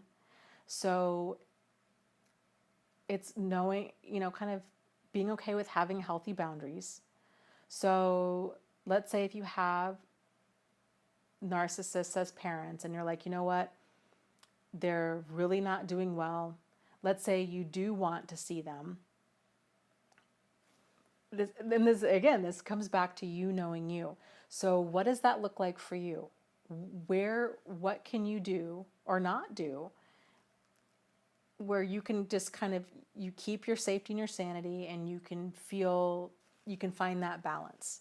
So for some people, for example, that might mean, okay, I'm okay going to visit for an afternoon, or I'm okay with calling them on the phone. I'm not okay with visiting, but I'm okay with calling them on the phone.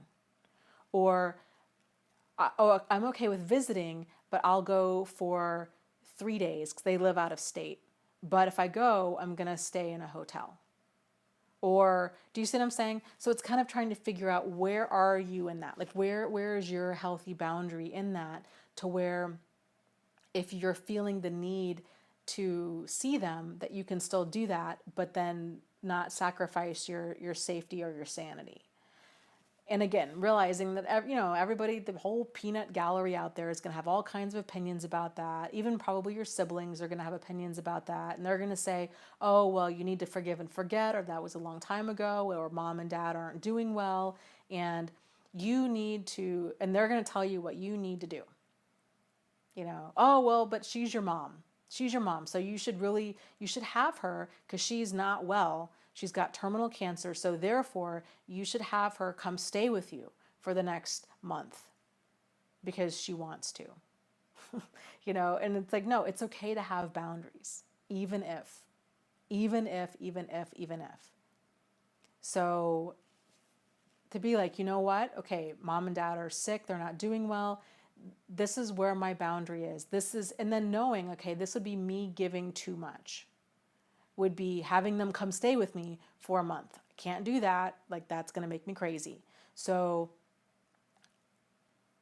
maybe we can arrange some, like I just said, you can arrange an afternoon visit, a phone call. You go over there. They come see you for however long, whatever. And to hold your boundaries. And even though other people are not going to support that, and just say, you know what, this is my limit. This is what I can do. It's not easy, but it's your boundary, and it's okay with having boundaries.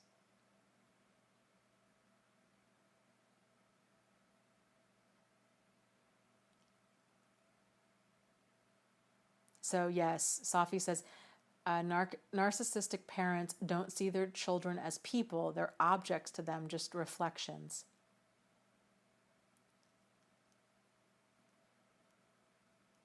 And yes, and that's very true. Oh, Kevin says, Dana, B meant that they were the sick ones, not the narcs. Or that the codependents were sick and not the narcissist. Well,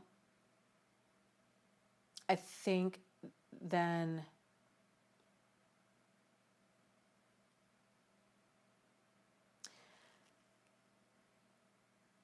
I think it's accepting them for who they are, and realizing, for whatever reason, and it's so hard. It's so hard, but it's letting go of the fantasy that they're going to be anything different. Maybe they might change down the road, maybe. But acceptance of who they are today is releasing that fantasy. But at the same time, like, you can stay open to the possibility that people might change, but you can still release that fantasy of it, and not hold your breath for something. So realize, okay, this is their personality. This is who they are today. This is how they've always been. They've obviously, if they've made no effort to change, they've always treated me like this, then odds are they're going to continue to treat you like that. And to realize their behavior is not a reflection of you. It's not a reflection of you. It's a reflection of them. It's a reflection of their own relationship with themselves. And they bring that with them wherever they go. They might do a better job at hiding it in certain environments. Like I said, I have a friend of mine. Her dynamic is, her mother was incredibly physically abusive, and verbally and emotionally and psychologically. Like, she was really, really extreme. And her father was a codependent, and he was never home. He was very avoidant. He was always too busy at work. He just never dealt with her. Well, I think it's her and three other siblings. There's four of them. She was the scapegoat. So she was the target, she was the target of the vast majority of abuse. Her other siblings, not so much. And her mother, her mother now is she's terminally ill. And it's all of this pressure from her siblings for her to, to take care of the mom and to do whatever the mom wants because the mom is terminally ill. And, and it's like she still has this hope that her mom is going to see the light and be able to be kind and loving. And her mom still is, she's just not in reality at all. And it's hard to just realize, okay, this is just who they are. And it's not about you. It's so not about you or a reflection of you. It's them.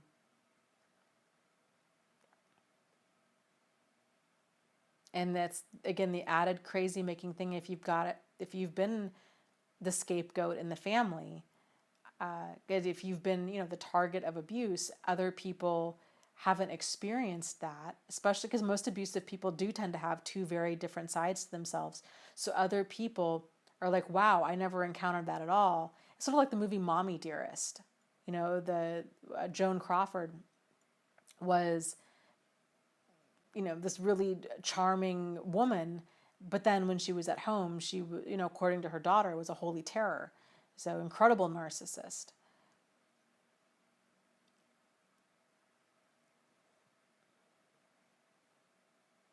So,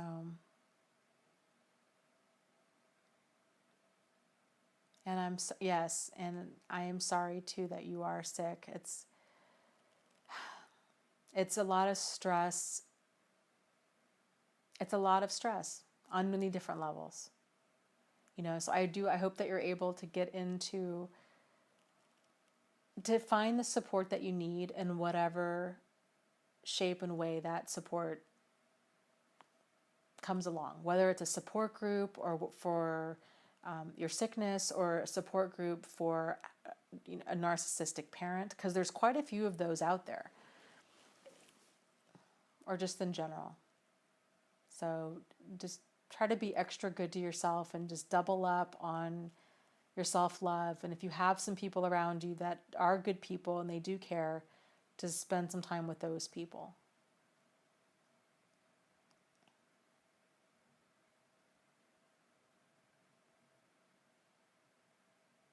Yes, Anne says, my new friends couldn't believe that my ex would act that way, and then he went into a narcissistic rage. I was validated that day. Narcissists can be so charming.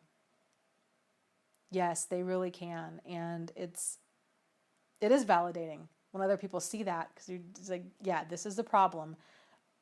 Like, healthy, balanced people don't do that. They don't rage like that, where they're just, abusing everybody around them in the room. Like, that's not healthy or normal, and it's highly problematic behavior.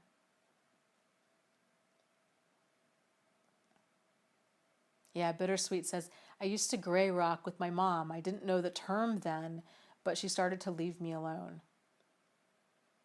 Yes. Yeah, it's just you are kind of flying under the radar. And it's, kids do that with bullies, which really are like, little narcissists. It's kids that have that fight mechanism. It's that me versus you fight mechanism that's activated in kids, most likely due to some sort of trauma in their own home life. But then to deal with it, they start picking on somebody else. And, targets of bullies tend to try to just become invisible to get away with it, to get away from it all.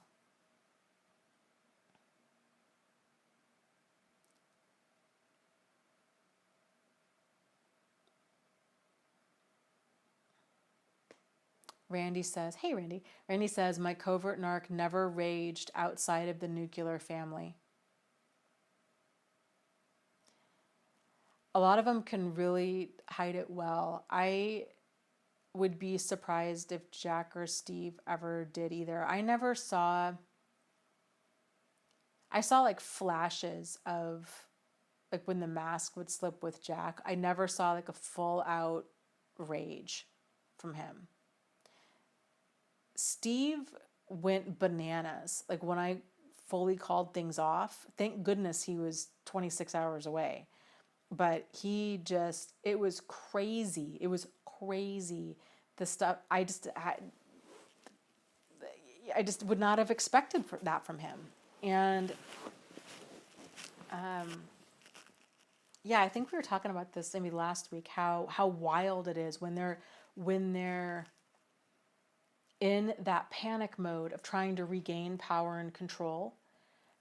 So like I would describe Steve's reaction. It was like the scene from Terminator 2 at the very end where that metal Terminator guy goes into the lava. They're like in that factory and he keeps coming up and he keeps trying to like heal himself because he's being torn apart. And it's like every time he comes up, he's a different person. Like he's Sarah Connor, and then he's like the mom, and then he's a cop, and then he's like all of these different personas are coming up, and it's just like this writhing, like craziness where it's just all of these identities are pulling at each other, and it's sort of like he's trying to find one that's going to work, that's going to save him, and nothing works. And then in the movie, the Terminator dies. It was very much like very similar to that with Steve. It was just all of these different, he was throwing out every single thing in the book, trying to regain power and control over me and over the situation. It was the most wild thing I probably have ever seen. It was just craziness after craziness after craziness. And the rage on top of it and the demandingness. I mean, he'd sent me, I don't even know how many emails and texts within like a 12-hour span of time, probably close to 100. And then it was threatening suicide. And then it was telling me that he had just taken a bunch of medication and that he really was going to commit suicide. And then it was all, and the whole time I stayed no contact. Because I was like, I don't, do what you're going to do. Like, you're not going to manipulate me into opening contact with you. Like, I really don't care. So whether that was right or wrong, I don't, could be debated, but that's how I handled it at the time. And I wasn't going to reopen contact. And then he was like, well, you need, if you don't call me back, I'm going to call your mom. And I still didn't call. I ended up calling my dad, and I was like, if he calls, he's crazy. Like, don't answer the phone. Just don't even talk to him. I don't even know who this person is anymore. Like, he's crazy. And I wasn't able to get a hold of my mom. He actually did end up calling my mom. And all he really said to her was that he wanted me to check my email. For why, I have no idea. But that gave him a feeling of power and control over the situation. And then I don't think I heard from him after that. I think that was it. Crazy. It's just crazy. But it was terrifying. I mean, I was terrified that he was going to show up on my doorstep. And that was, again, he was 26 hours away. But it was just that level of intensity and obsession, and the scramble that he was in was way outside of normal behavior.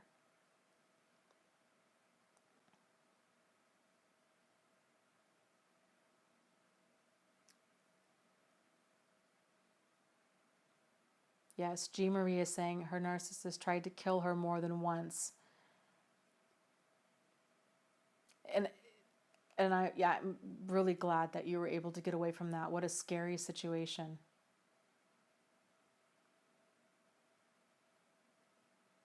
And, Ariana asks, Dana, does it ever worry you that your narcissist will see these videos and track you down? I used to. I used to be really concerned about that. No, not so much anymore. Again, keep in mind, I live 26 hours away from them. So it would be a totally different story if I lived in the same town. So it's not something I lose sleep over. I think my guess would be, if anything, if these videos did surface, they would try to do some sort of because they're both so covert and they really use that, like the world's greatest guy act to get through life. I think that they would probably do some sort of smear campaign, or they would deny it somehow. I think Steve would probably give a lot of lip service, because he did a really great job with false sincerity. So he could really come across, I mean, he did apologize. He really talked a good talk. I mean, he would say all of the right things, like, we can get therapy, I want to work on things. It's, he really did seem so sincere. And he was never at a loss for words. It was always, he always just knew the right thing to say when it came to, like getting away with stuff. So I'm sure it would continue. I'm sure he would say something like, he'd come across like, oh, I was really at a low point in my life, and I was drinking a lot and I just wasn't making good decisions. He would pretend to have accountability for his actions. That's what made him so hard to really spot. But then he would like continue to keep doing it. That was the thing. 'Cause it was like his actions didn't line up with his words, right? That's problematic. Jack, I don't know how tech savvy Jack is, and I think he would also, they're master manipulators. I'm sure that they would come up with something. So if they were more overt and I lived closer, I would be really concerned. That would be probably a really bad idea for me to be talking about all this.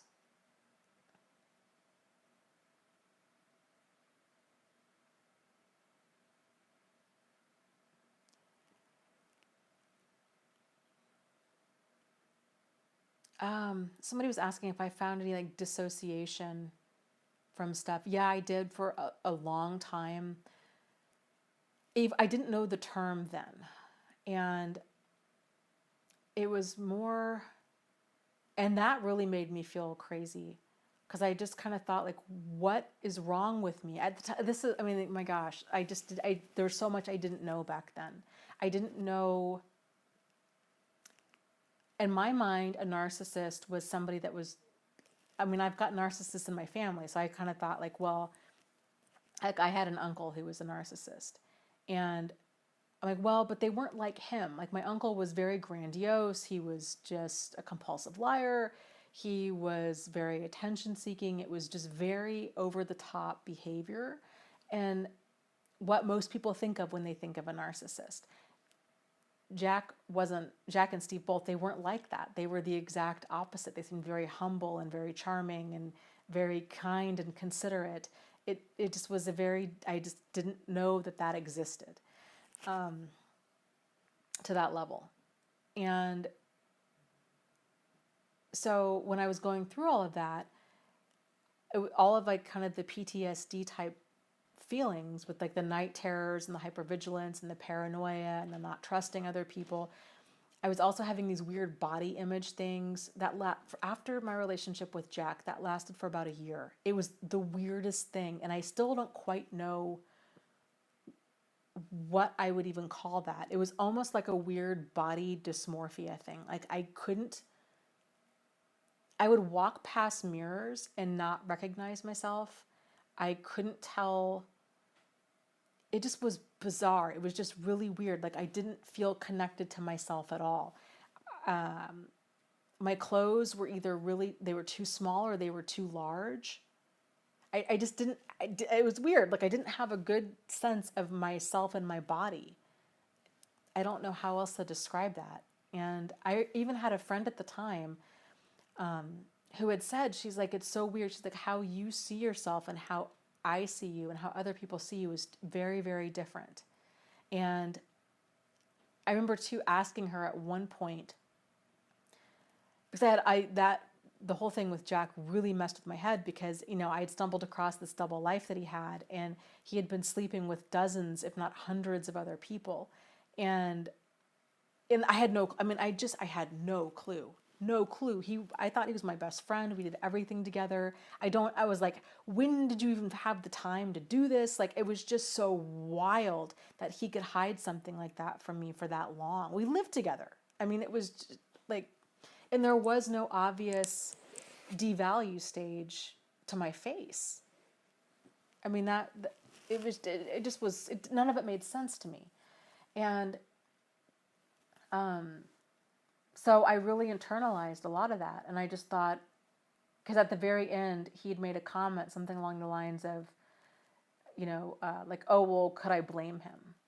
That, I was basically like this hideous person and that I was so horrible and difficult to live with.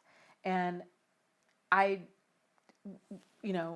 was really taken aback by that, because I'm like, oh my gosh, do I have all these issues and I just don't know about them? I mean, I knew I had issues from my divorce, but I didn't realize that I was that awful to drive away this amazing man, or who I thought was this amazing man, into the arms of dozens, if not hundreds, of strangers. Like, oh my gosh, this poor man, what have I done to him? That was like one of many thoughts that I had during that time. I just didn't know. I didn't know. I didn't know what I was dealing with on any level.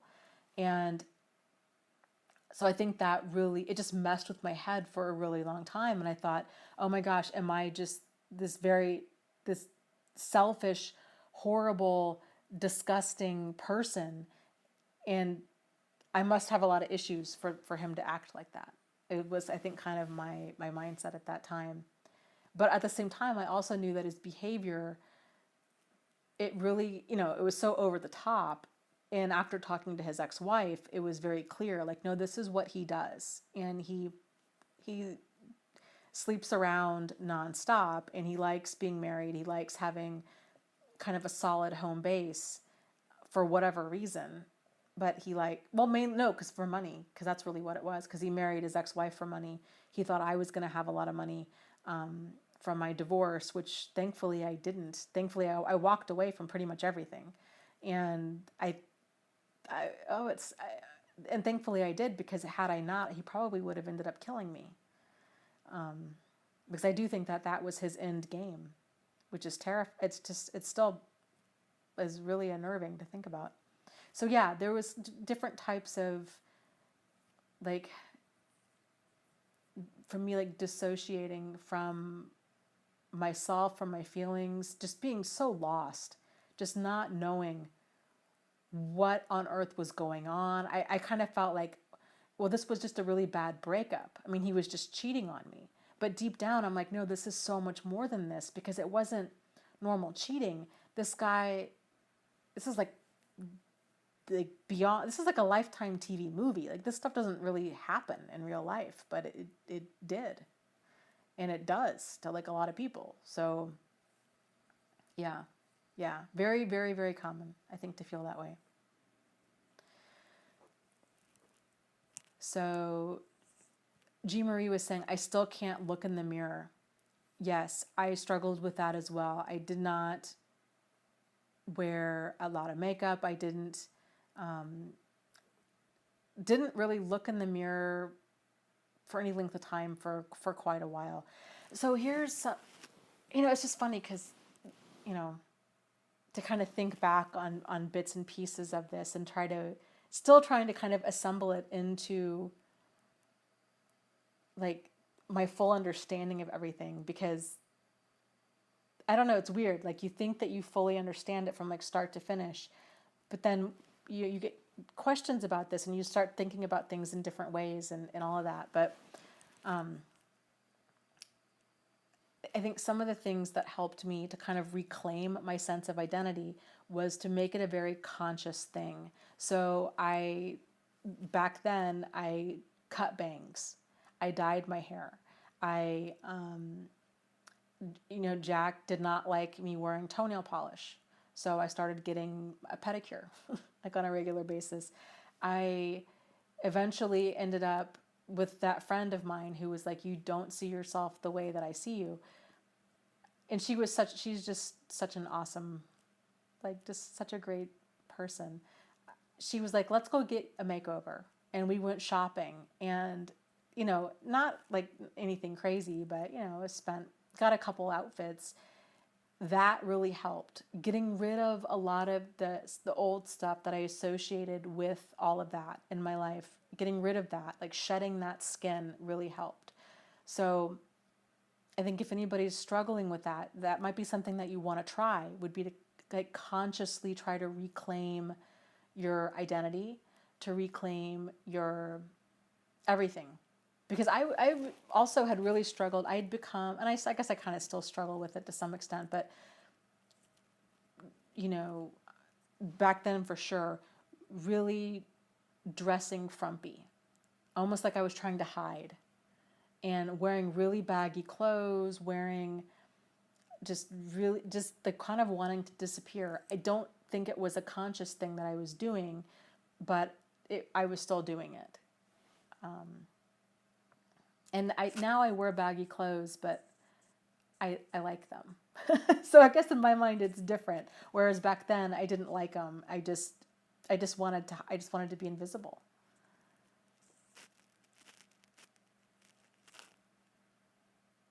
Yeah, that's it. Okay, David's saying the same thing. He says, "Wow, I thought it was just me. I never had any problems with my reflection until after my narcissistic experience. I try to avoid my reflection at all costs. It's so strange." Yes. Yes. And I think doing affirmations too can really help with this. Trying to reclaim your power and control, because that's really what it is. Because it was stolen from us. It was manipulated away from us. And reclaiming that, and like the whole thing, like saying somebody's had been telling you, "Oh, this is what's not okay about you," or "This is something I don't like," to be like, "You know what? I'm going to go paint my toenails because you know why? Because screw you, that's why." And okay, you don't like if I have for David, if you have a beard, or that, whatever, like to reclaim your power and control, and to grow a beard, or to wear, if she didn't like that you always wore, I don't know, like a Broncos jersey or what have you, to be like, "I'm going to wear that." Or if she said, "Oh, I don't like it when you wear, your white socks or black socks with tennis shoes," to go do that, intentionally do that. It can be very liberating to just try to reclaim your power and control and do the opposite of whatever you were being ground down about. Postmodern says that she's going to paint her toenails. I love it. Love it, love it, love it. Yeah. Yeah, this is about us now. Kevin says, "My mother wouldn't let me grow a beard." Yes, yes, I love that, Kevin. He says, "And be happy with what I see." Yes. And David says, "I must have ESP."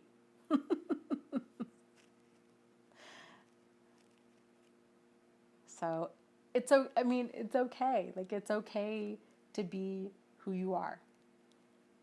It's okay, because the right people are going to like you for who you are, or they're not going to care. Like, those little things about all of us, they're not going to be an issue for the people that really know us and they really like us.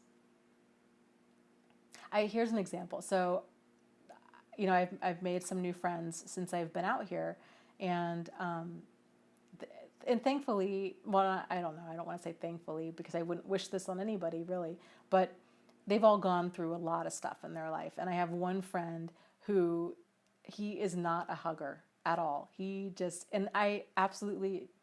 he's dating another friend of ours, and we're all huggers. And he's not. And, and it's been great, because like we're trying to respect that boundary and be like, okay, that's just something that's unique to him.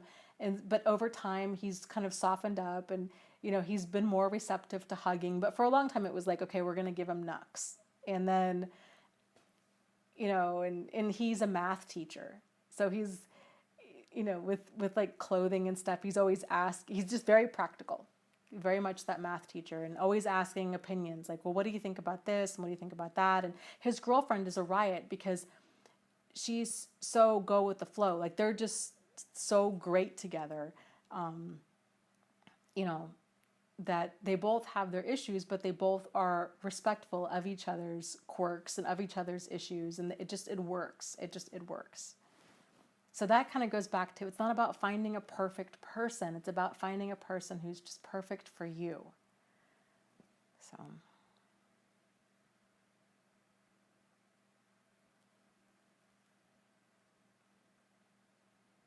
Oh, postmodern's asking, oh gosh, okay, the different moderators signed off for tonight. And you know what, postmodern, it's okay if you need to go. Don't worry about it. If a troll comes up, I'll get him. It's totally not a big deal. We'll just roll with it. No big deal.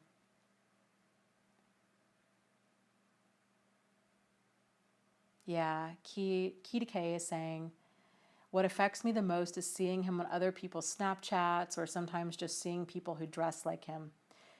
Yeah, so what you're talking about, especially with seeing other people that dress like him, those are triggers.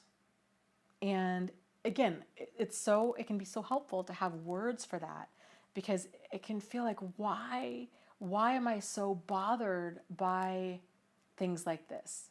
By maybe somebody that wears the same type of cologne, or has a similar laugh, or a similar haircut, or drives a similar car, or listens to the same kind of music. Why is that bothering me? And it's because it's just residual stuff from that traumatic experience. These things do tend to settle down with time. So, but it is hard to see reminders on Facebook and Snapchat and those kinds of things. And you might find it helpful to kind of just take a break from social media and to, not be friends with his friends, and just to take a time out, or even start a whole different social media account under a fake name, where you can just kind of still enjoy social media, but you can enjoy it in a way that you're not going to worry about running into anybody, into like seeing pictures or anything like that, because that can be really traumatic and upsetting. And it's, you've been upset enough, so you don't need that.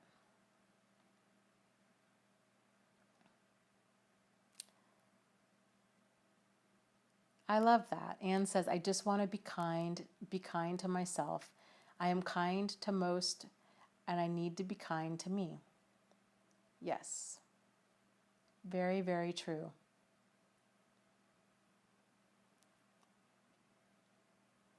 Christina says, the first thing I did was to go get new linens for my bedroom.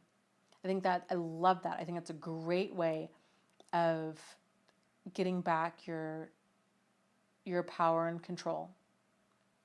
I spoke about this before, but this was like one of my many, many aha moments that I've had kind of through the course of all of this, and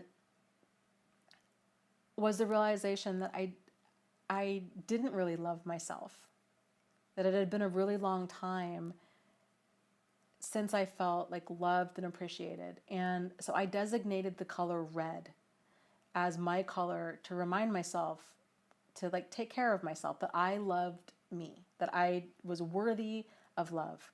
And I went out and I bought I think 2 or 3 red towels.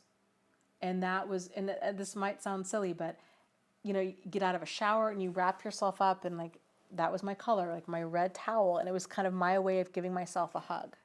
I know it sounds like really sad, doesn't it? But that's where I was. And I had a friend who went through narcissistic abuse as well. Her color is orange. And so she would designate things that were orange. And it's great because then you can also use this color as like a little reminder. So when I still to this day, like people will give me things that are red as just a reminder of like, you are loved, like you are appreciated. Or if my friend's color is orange, if I see things that are orange, giving her things that are orange. It's kind of our code way of saying like, you're important, you matter. So doing that to yourself, okay, like what can be your color? Like what's your power color? What's your I love you color to yourself? And that reminder that you do matter. and you can do, I mean, like you can do something like that. Like you can get sheets in that color, or to reclaim, like, this is my bed, this is my sacred space. And this is, or kind of what have you, or towels, or little things around your house, that it's just a fresh start, and it's a reminder that you matter and that you are worthy of love. Limitless says pink and purple are her colors. I love that. Okay, people were talking about how do you move past this, terrified now to be sexual with anyone after this. Totally understandable, and very understandable and normal reaction to a very abnormal situation. So, these people are out there, and the best way I think we can go about, kind of avoiding all of this and is to go slow, when you're meeting somebody new, and to be paying attention to how you feel, and to be kind of just observing their behavior. Are you seeing anything that's problematic? And to move, and probably most importantly, to move in a time frame that you're comfortable with. So if that means, okay, you know what? No sex for however long. Ideally, like at least like 60 days, at least. Just go slow. There's no pressure. There's no hurry. The right person is not going to pressure or rush anything. And most emotional manipulators are not going to stick it out and go slow. So you don't need to explain anything you don't want to explain. I would actually encourage you to not go full out into your story right away. Like I would wait at least like those 60 days or so. Get to know them, make sure that they're what you're looking for in another person, and realize that you have value, that you have worth, and that it's a privilege and an honor for somebody to be with you. And so that's something that's not just blindly given, especially your body. Like this is not something that you just hop into bed with a person right away, because anybody can pretend to be anything. And you need to guard your time, guard your emotions, and give them out when they've been earned. So when you're dating people and you're kind of, you're getting to know them, you're having these conversations, you're asking questions, what are they about? What are their hobbies? What are their likes? What are their dislikes? And knowing yourself well enough to know kind of what is your deal breaker stuff. How are you if this person, they want to have children or they don't want to have children, or, they already have children, and what if their children are young, or what if they're all, do you see what I'm saying? Like, or what if they're a recovering alcoholic, or what if they currently drink more than you're comfortable with, or what if they're a different religion, or a different political affiliation, or kind of what have you, kind of where are you with what's, like what qualities are negotiable and what are non-negotiable for you. And so if you're spending those first few months taking it slow, you're getting to enjoy this new person, there's no pressure, and you're enjoying their company, you're in that like courting stage, then things are going to unfold in a more natural way and in a more comfortable way. Then I think you're going to feel a lot more comfortable. But I think what a lot of us have had the pattern of doing is getting caught up in these whirlwind situations where we're talking on the phone for hours upon hours every single day. We're wanting to text for hours upon hours. We're, just primed, we're craving that love bombing, and we tend to only be receptive to that because we're mistaking that level of intensity for something that's healthy or for love, and it's not. It's not healthy. It's problematic. So I guess just kind of knowing what more of like the covert signs of problematic behavior look like, you know. And then I have a whole red flag series. I think that's a good place to start. But there's a lot of different speakers on this topic. So kind of just educating yourself out there and realizing it does take time. It does take time. And I think the more you interact with other people that have been there, done that, the more you kind of have some good sounding boards for, people that have been there, done that. So if you're coming across a situation where you're like, oh, I don't know, and is it him or is it me? To be able to hear from other people that are awake to this. Kind of like what we talked about earlier. It's very much like the Matrix. Like when you really see kind of what's going on, if you're awake to it, but then other people aren't, there's no shortage of well-intended bad advice out there. So everything that I say really comes down to knowing yourself. And there's no shortcuts around that. And that's a process. It's a process that takes time. So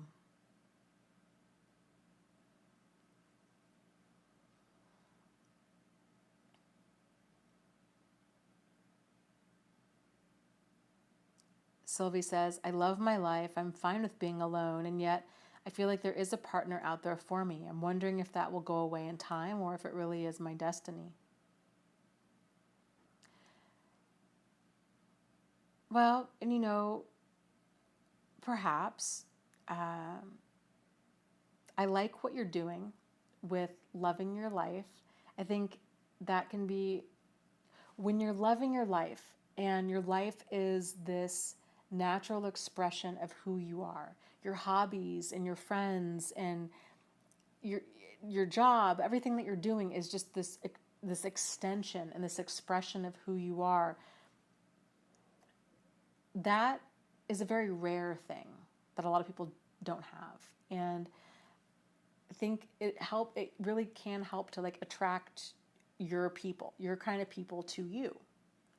So that's kind of the added benefit of like building a life you love is not only are you building a life you love and like you're loving it, but then you're also really attracting like-minded people that are on kind of the same wavelength that you're on. So my guess would be the more you continue to do that and the more that you put yourself out there through different, there's lots of different ways that you can do that through volunteering or through, I'm a huge fan of meetup.com, joining different groups based around different interests or things that you might be interested in can be, really great ways to get out there and meet people. And, my guess would be most likely to find partners because it's other people that are looking to meet people. It's not like the dating scene, which can definitely be more of like a meat market type environment. But, people that are living their life and they're happy and they're confident in who they are, it's very attractive. And so keep doing what you're doing, I guess is what I'm saying.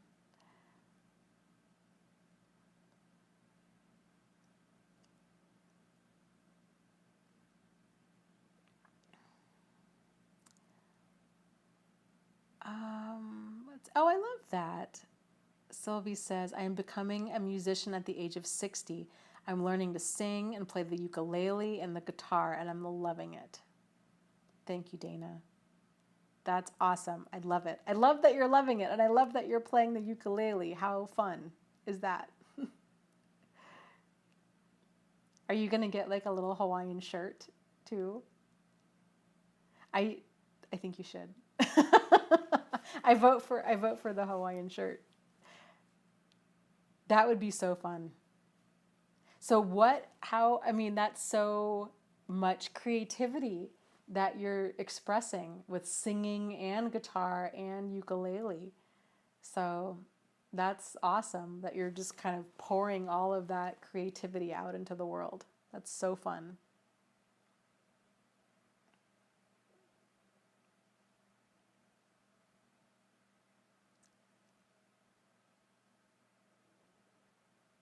So,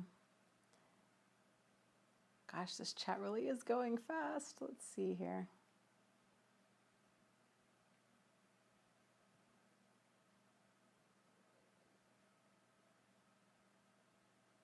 Simone says, would I qualify for a domestic violence shelter? I live with an abusive family. I think it depends on a lot of different factors. It depends on and really it depends on the shelter. Different shelters take different people for different reasons. They allow them to stay for different lengths of time. You know, some shelters only take people where it's physical abuse or if they are in immediate harm. Some shelters, it's any type of abuse, whether it's emotional, verbal, sexual, financial, kind of what have you. If the core of it's power and control from one person over another, and it's abusive and highly problematic, then some shelters can help with that. It might be worth a phone call to see and to say, this is kind of what's going on. This is my goal. I'm trying to get out of this, and see if they can recommend anything, or if that you would be able to fit their criteria. If they say that you don't fit their criteria, then you could always ask them, do you know of any shelters nearby that would?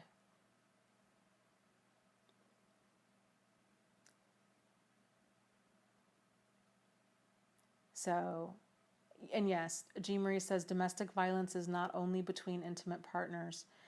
They've extended yes, you're right. They've extended the definition of that. So for a long time, and again, a lot of this goes back to, I think, the messages, the media messages that are out there as far as like domestic violence, because most of the information that's out there has to do with the abuser being a man, and that the target of abuse being a woman, and that they are in a hetero married dynamic. And that's kind of, one snapshot of the way that the dynamic can look, but there's also many different other types of dynamics and how that can come across. So yes, domestic violence anymore, it's between pretty much any two people in like a domestic situation. So it can be family members as well. But again, this kind of depends on the shelter as far as kind of really, it really depends on the funding source of the shelter is what that boils down to. So it's unfortunate, but that is the case. As far as emotional support goes, because again, like each shelter is going to have their own criteria and all that, but there are many, many groups out there on the internet. You can Google them if you're looking for kind of just, especially, it's really nice, I think, like 24/7 emotional support for your home situation, kind of regardless of what it is. If it's parent-child, parent-parent, child-child, whatever it is that you're encountering that's abusive, there's groups on Facebook, there's groups on the internet. Just kind of one quick caution there, though, for groups on Facebook is it's important that, so there's different types of groups on Facebook. There's open groups, there's closed groups, and then there's secret groups. Open groups, anybody can join, anybody can see what you're posting. Closed groups are people have to request to join, and only other people that are in the group can see what you're posting. However, it does show up on like suggested groups for other people that you're friends with on Facebook that you're in that group, unless you switch the settings in your Facebook to hide the groups that you're in. And you can Google that and see more about that. And and get that setting changed. I would highly recommend doing that if your safety or sanity is in any way, in shape or form, potentially jeopardized by having that information out there. So change that setting to where that's private. And then a private group, they're totally private. The downside to a private group is if you search for one on Facebook, it's not going to show up. So those tend to be more like invite only, and which makes it difficult because you can't search and find them. So Limitless is saying, I think the police need more training on this stuff. I agree. I agree completely. Amethyst says, thanks, Dana. I need to do that. Yeah. Oh my gosh. The support groups, that's crazy. Like I join a few of them. Join a few of them because different groups are going to resonate with you more than others. And, different groups are more active than others. And there's just kind of a lot of like dynamics within a group.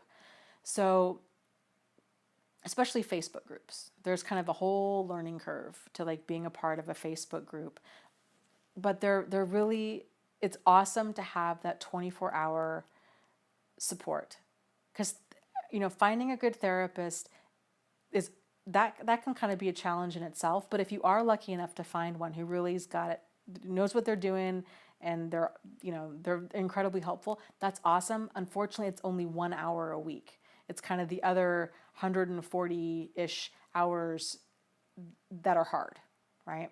So that's where a good support group can come into play. There's, like I said, there's tons of free ones out there, and it's just so nice to be around people who just get it. They just totally get it. And then also, not only do they get it, but they're also having probably a lot of the same aha moments that you've been having or that you will be having.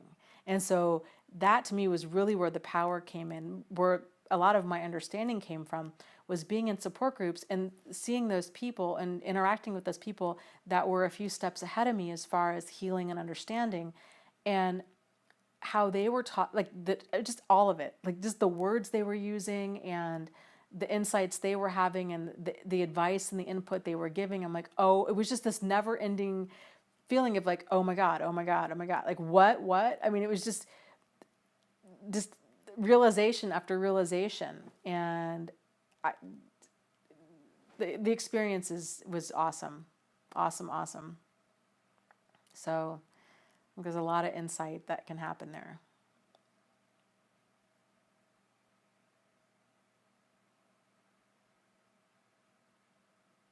That's awesome, Elise. She's hosting a small class for women called, oh, the chat is going too fast, but it's in her office in Illinois. That's awesome. Love it. Let's see, Nora asks, Dana, does it ever make you feel sad? Basically that we were not taking care of ourselves by having ourselves in those situations.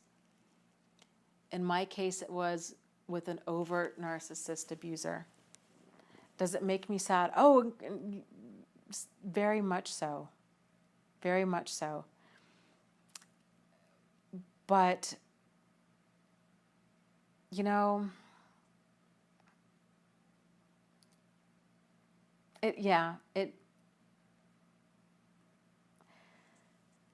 at the same time, I kind of think, we all did the best we could with the information that we had at the time. And it breaks my heart that we had such limited or damaging information at the time. But it is what it is. And it's the whole kind of like, once we know better, then we can do better. And that's, I guess, what I try to kind of focus on, is we did the best we could with what we knew at the time. And that's all anybody can do.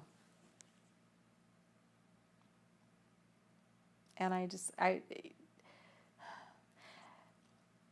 it's hard. I mean, it's hard even still now, working with, being in the support groups, and for me, like doing all of this day in and day out. In a lot of ways, I feel very much like a first responder at a scene of like never ending accidents. And people kind of stumble across my YouTube channel, or they stumble across my Facebook group or my website, and they're just shell shocked. It's like they've been T-boned in this accident, and they're just kind of like walking around, and they're like, I don't even know what just happened. And, it's just kind of this feeling of,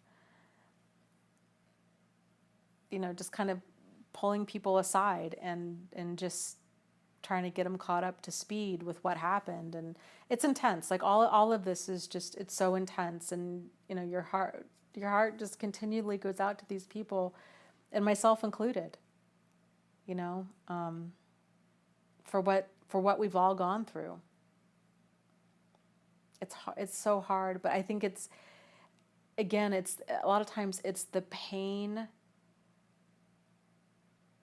that opens our eyes. If we're lucky enough, it opens our eyes, and we can start moving forward and healing from this and recapturing our authentic self. I think, unfortunately, I think it's the only way that people wake up and do that. So there's a part of me too, I guess there is kind of that mixed emotion where with all of these people, again, myself included, but all of these people that are in so much pain, and they're so fresh out, and they're angry, and they're scared, and they're overwhelmed, and they're just in shock.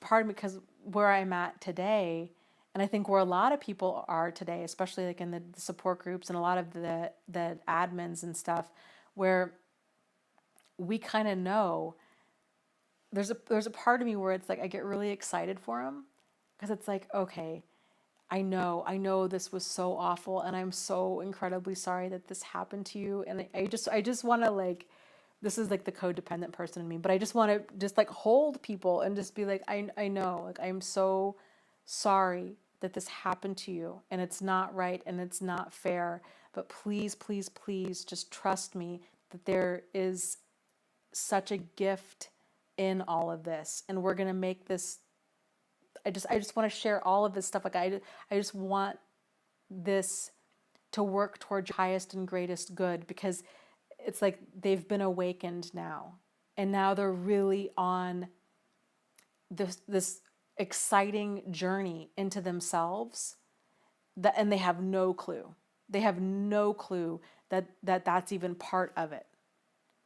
A lot of people, they undergo this kind of abuse, and then it's this feeling of anger, and totally understandable and appropriate, this anger and rage, and that they're focused on, I just need to heal from this to get back into like mainstream society, back to my life the way that it was.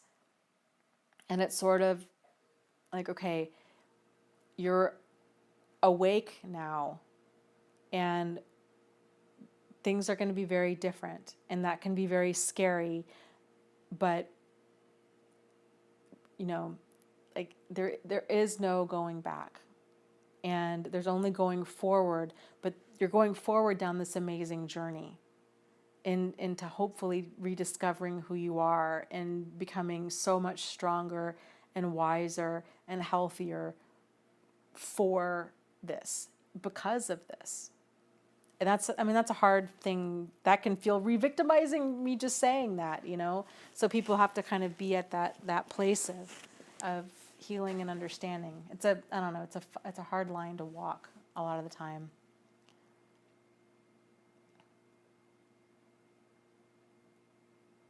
But yes, because the pain is the awakening to all of this. Speaking of which, Kevin, last week you had mentioned, we were talking about CPTSD and different treatments, and kind of like healing from it and whatnot. I started reading a book on it's EFT, but he doesn't describe it as EFT. It's kind of, he's the doctor that came up with EFT. I think he calls it like TFT, like thought freedom therapy or something. It's the tapping therapy. And that's a really interesting book. I think I'm going to make it the book club book, not next month, but the month after that. I'll put it on in the support group on my website.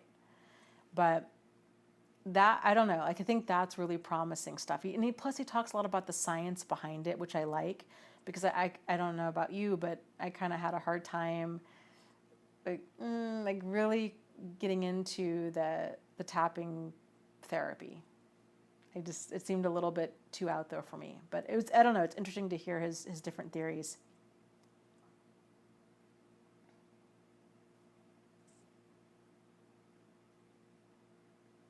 Yeah, Postmodern is saying that the book on energy psychology somebody mentioned on here goes into tapping as well.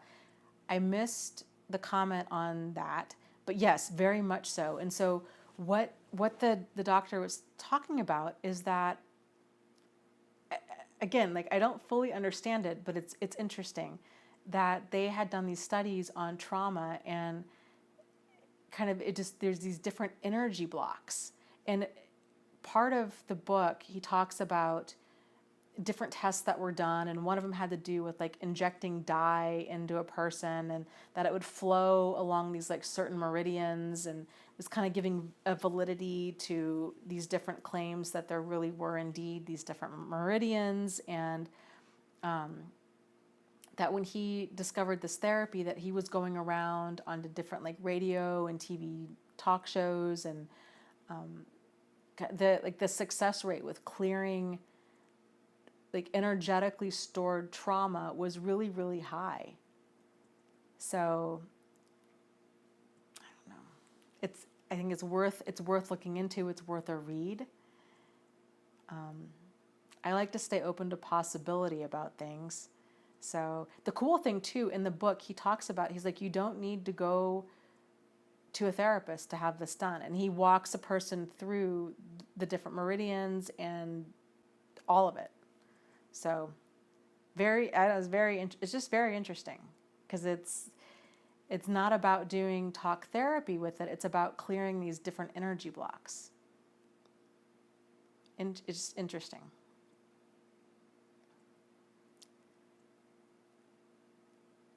Kevin says, going to reread it and take good notes and devise a plan to map out my therapy.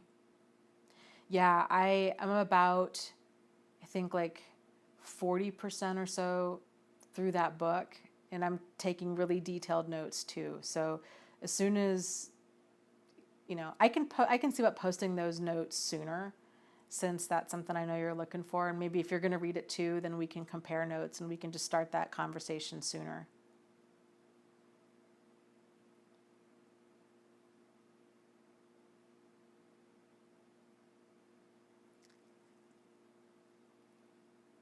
So Anne says, this is rather new to me too. It's grand to be here. Well, good. I'm glad. We do this, I need to get into the habit of introducing who I am and what this is for like people that just happen to just stumble across this. So for those of you who don't know, my name is Dana, and I have a channel and a website and all kinds of stuff. It's called Thrive After Abuse, and the focus is on narcissistic abuse, kind of thriving after narcissistic abuse. And I talk a lot about different red flags of problematic behavior, and red flags with narcissism, red flags with codependency, healing from a lot of this. We do these live streams every Wednesday night from 8:30. They go for about 3 hours. So they're 8:30 p.m. Eastern Standard Time. And I try to answer as many questions as I can. And that just reminded me, actually, I had a post on Facebook where I was asking for some questions too.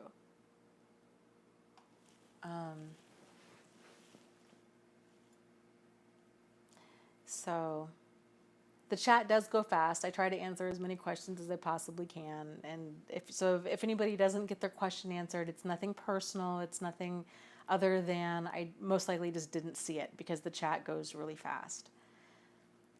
So I'm hopped over to Facebook real quick. The group there, one of the questions has to do with, I met someone who I think is a codependent and has so many issues because of that. They have an alcoholic father, a codependent mother, many abusive women in his life.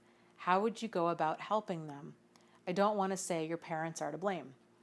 I also don't want to insult or scare them off. I wish they knew all I know now so they can fix their life.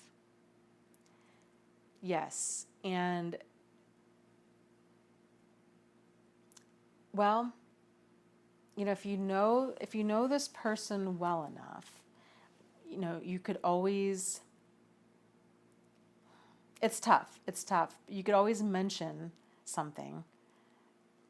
Like ideally like a good resource. So if you have any particular video or article or what have you that really resonates with you, maybe sending it, giving that to them or seeing if they're open to that.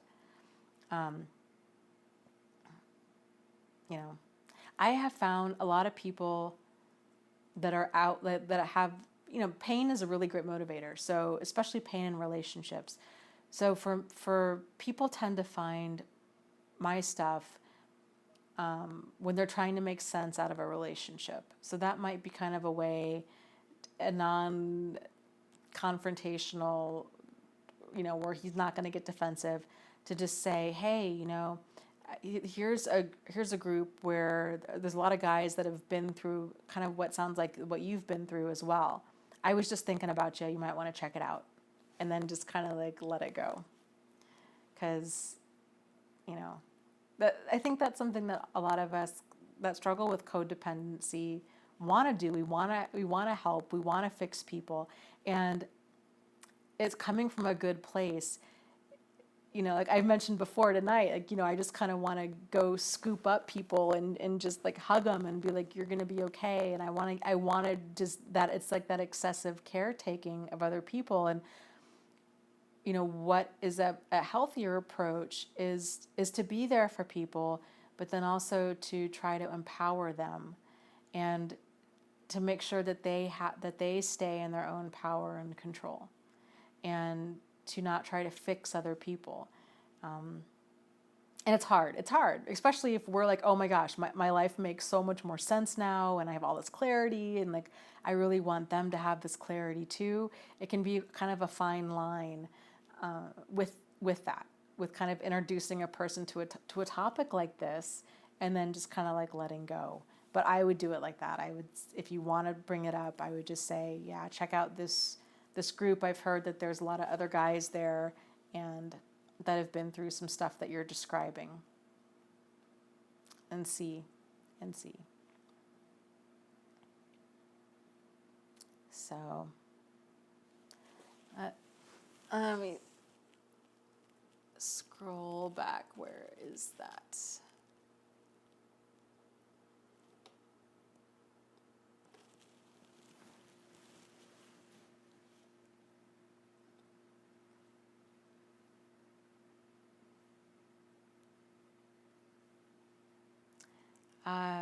Simone says, can you tell us your story?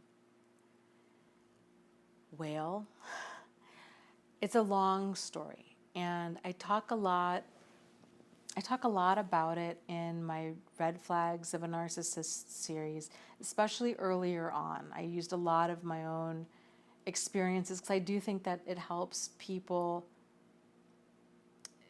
to hear kind of what these red flags look like in motion.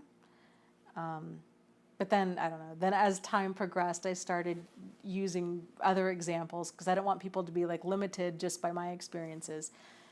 So that's kind of why my videos shift with different experiences.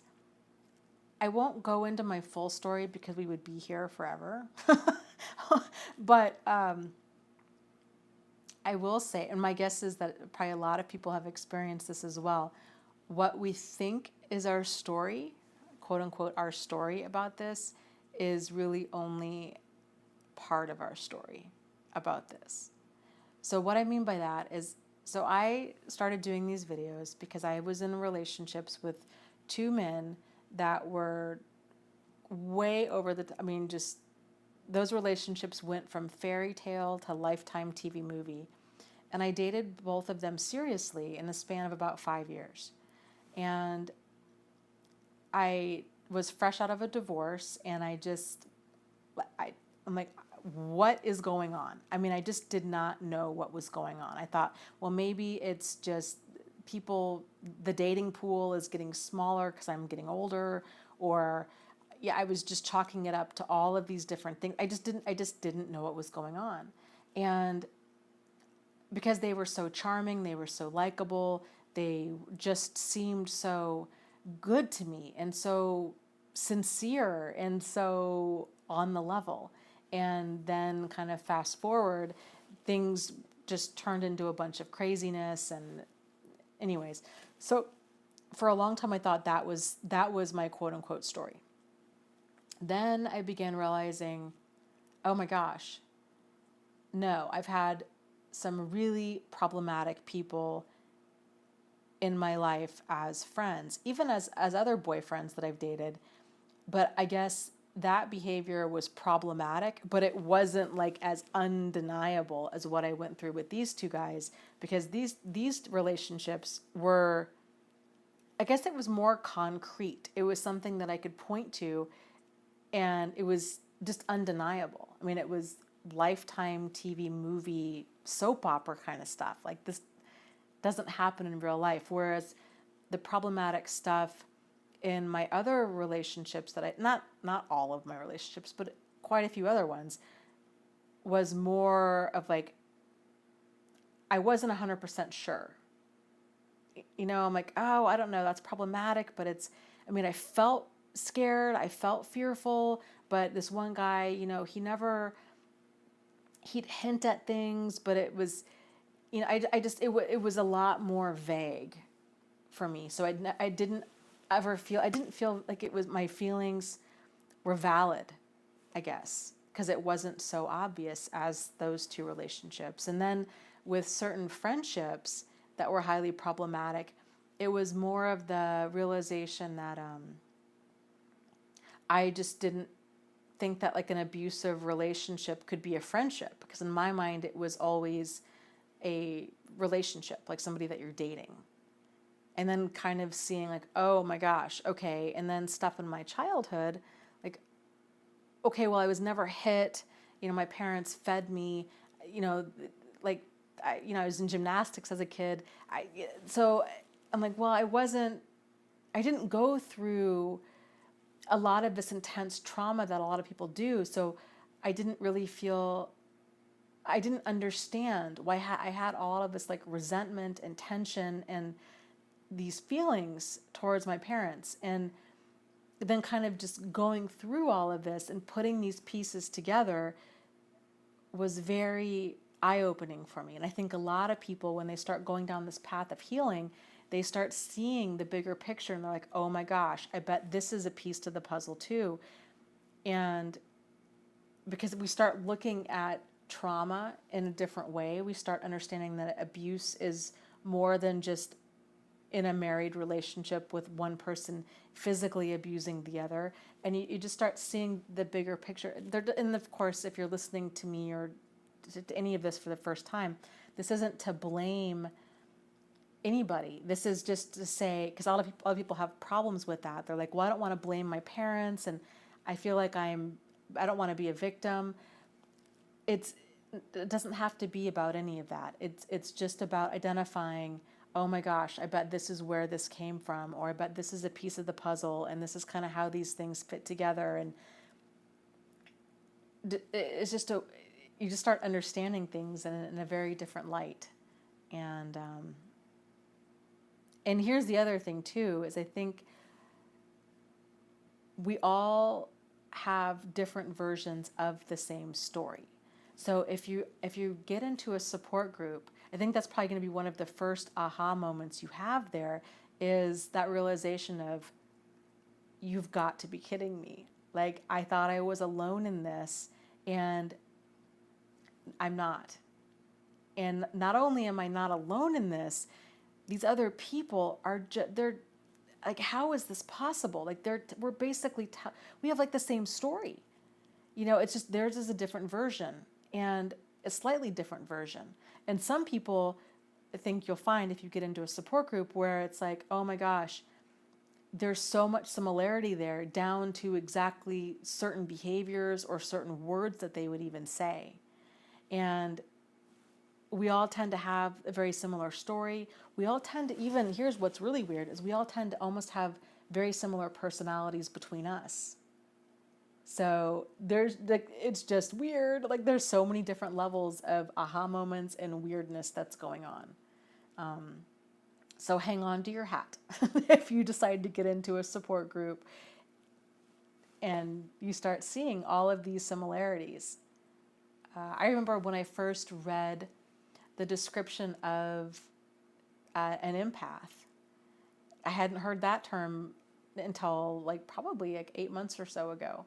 And I was reading it and I'm like, what? It was so crazy right on. And an empath, for those of you that are not familiar with that term, there's codependency, and then there's people that are empaths. Empaths, I would say probably a lot of empaths are codependent. And a lot of probably codependent people tend to be empaths. But I think a person can be an empath and not be codependent. I think they can, if they can learn to really draw good boundaries, then they don't. To me, that's very powerful, to be that empathic with other people, but to have really solid boundaries. So some of the character traits of empaths, just kind of this extreme level of empathy, where we have a hard time knowing where our feelings end and where somebody and where somebody else's feelings begin. So a lot of empaths tend to avoid crowded places. We tend to avoid hospitals, because if somebody's knee is hurting, then we might take on that knee pain. Tend to avoid places where there's a lot of intense emotion, because we just take on that intense emotion. Tend to avoid horror movies or crime TV type things. For example, I don't have a TV. I haven't had a TV in 7 years. That's one of the reasons. And I don't like watching. I don't watch any TV, but I don't watch the news. I cannot watch horror movies. That stuff resonates with me at a deep level, and it's I feel like it's real, and it just I cry. It's I'm the worst person to see a horror movie with, because it stays with me for a really, really long time. I have a hard time shaking things off. There's a lot of empaths that tend to be vegetarian or be vegan, and have this deep connection to just kind of all life forms in general. And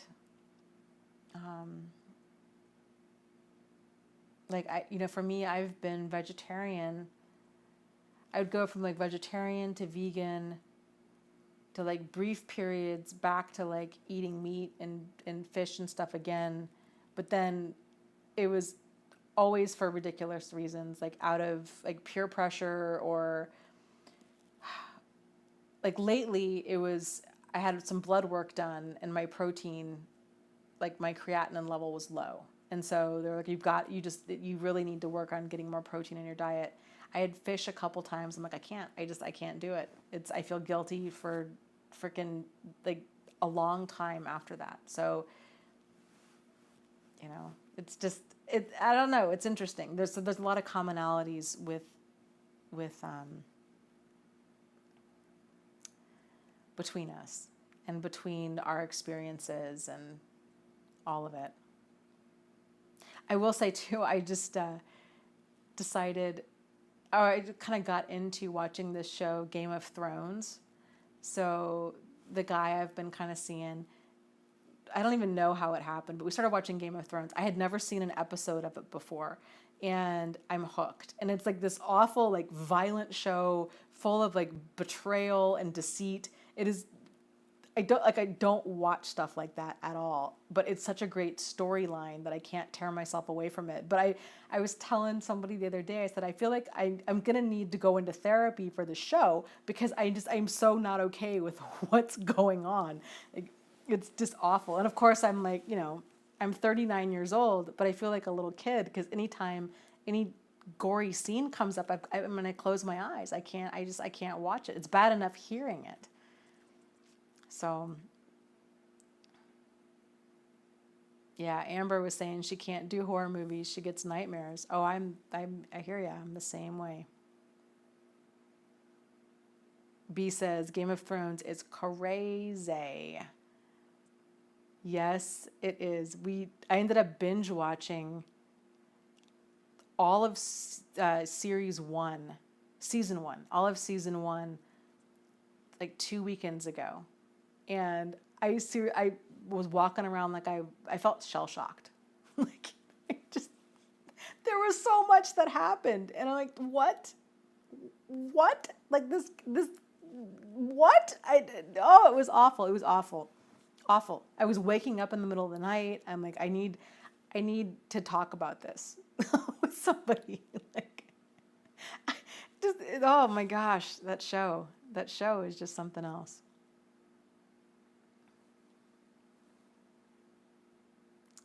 So,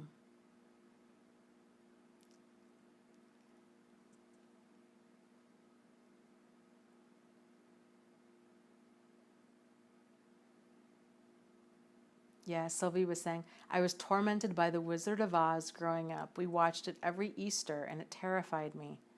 That really is a scary movie for little kids. I remember being scared of it as well. It really, she's the scary witch. She really is.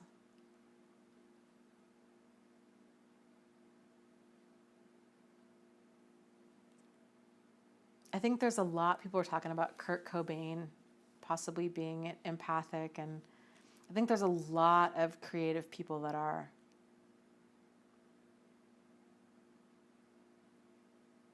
Yeah, Lifetime TV movies, that can really be intense. Oh my gosh, yeah, Elise is saying the movie The Exorcist terrified her. Yeah, all of it. All of it just is so scary.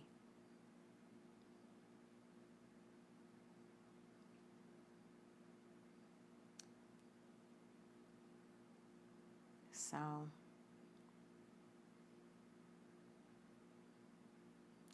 well, I think let's call it a night. I'm trying to think if there's anything else. I know what I was going to tell you guys. So, I'm so excited. I'm getting an intro made finally for my videos, and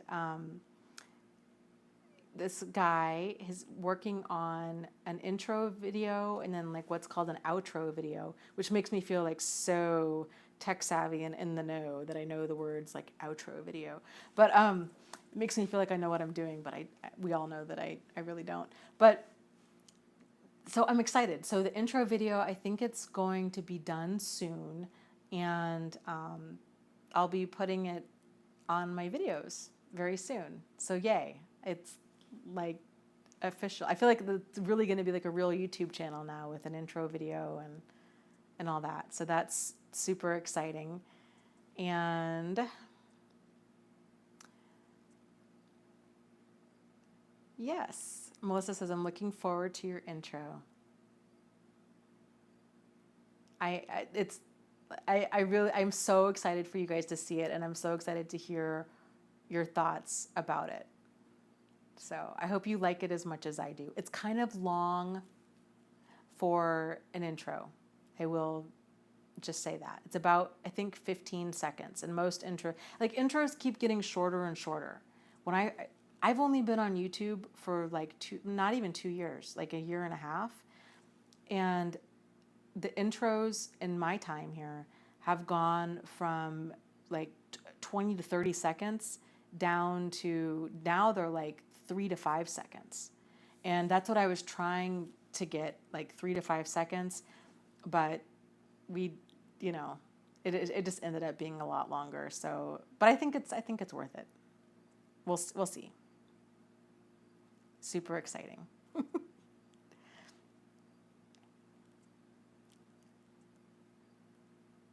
Okay. Anne says 15 seconds is perfect. Oh, thank you. Yeah, I'll be curious to see what you guys have to say. And yeah, we'll go from there. It's so fun to come up with this stuff like as a community and to get feedback on it, because I really do think that's where the magic happens, is all of us together.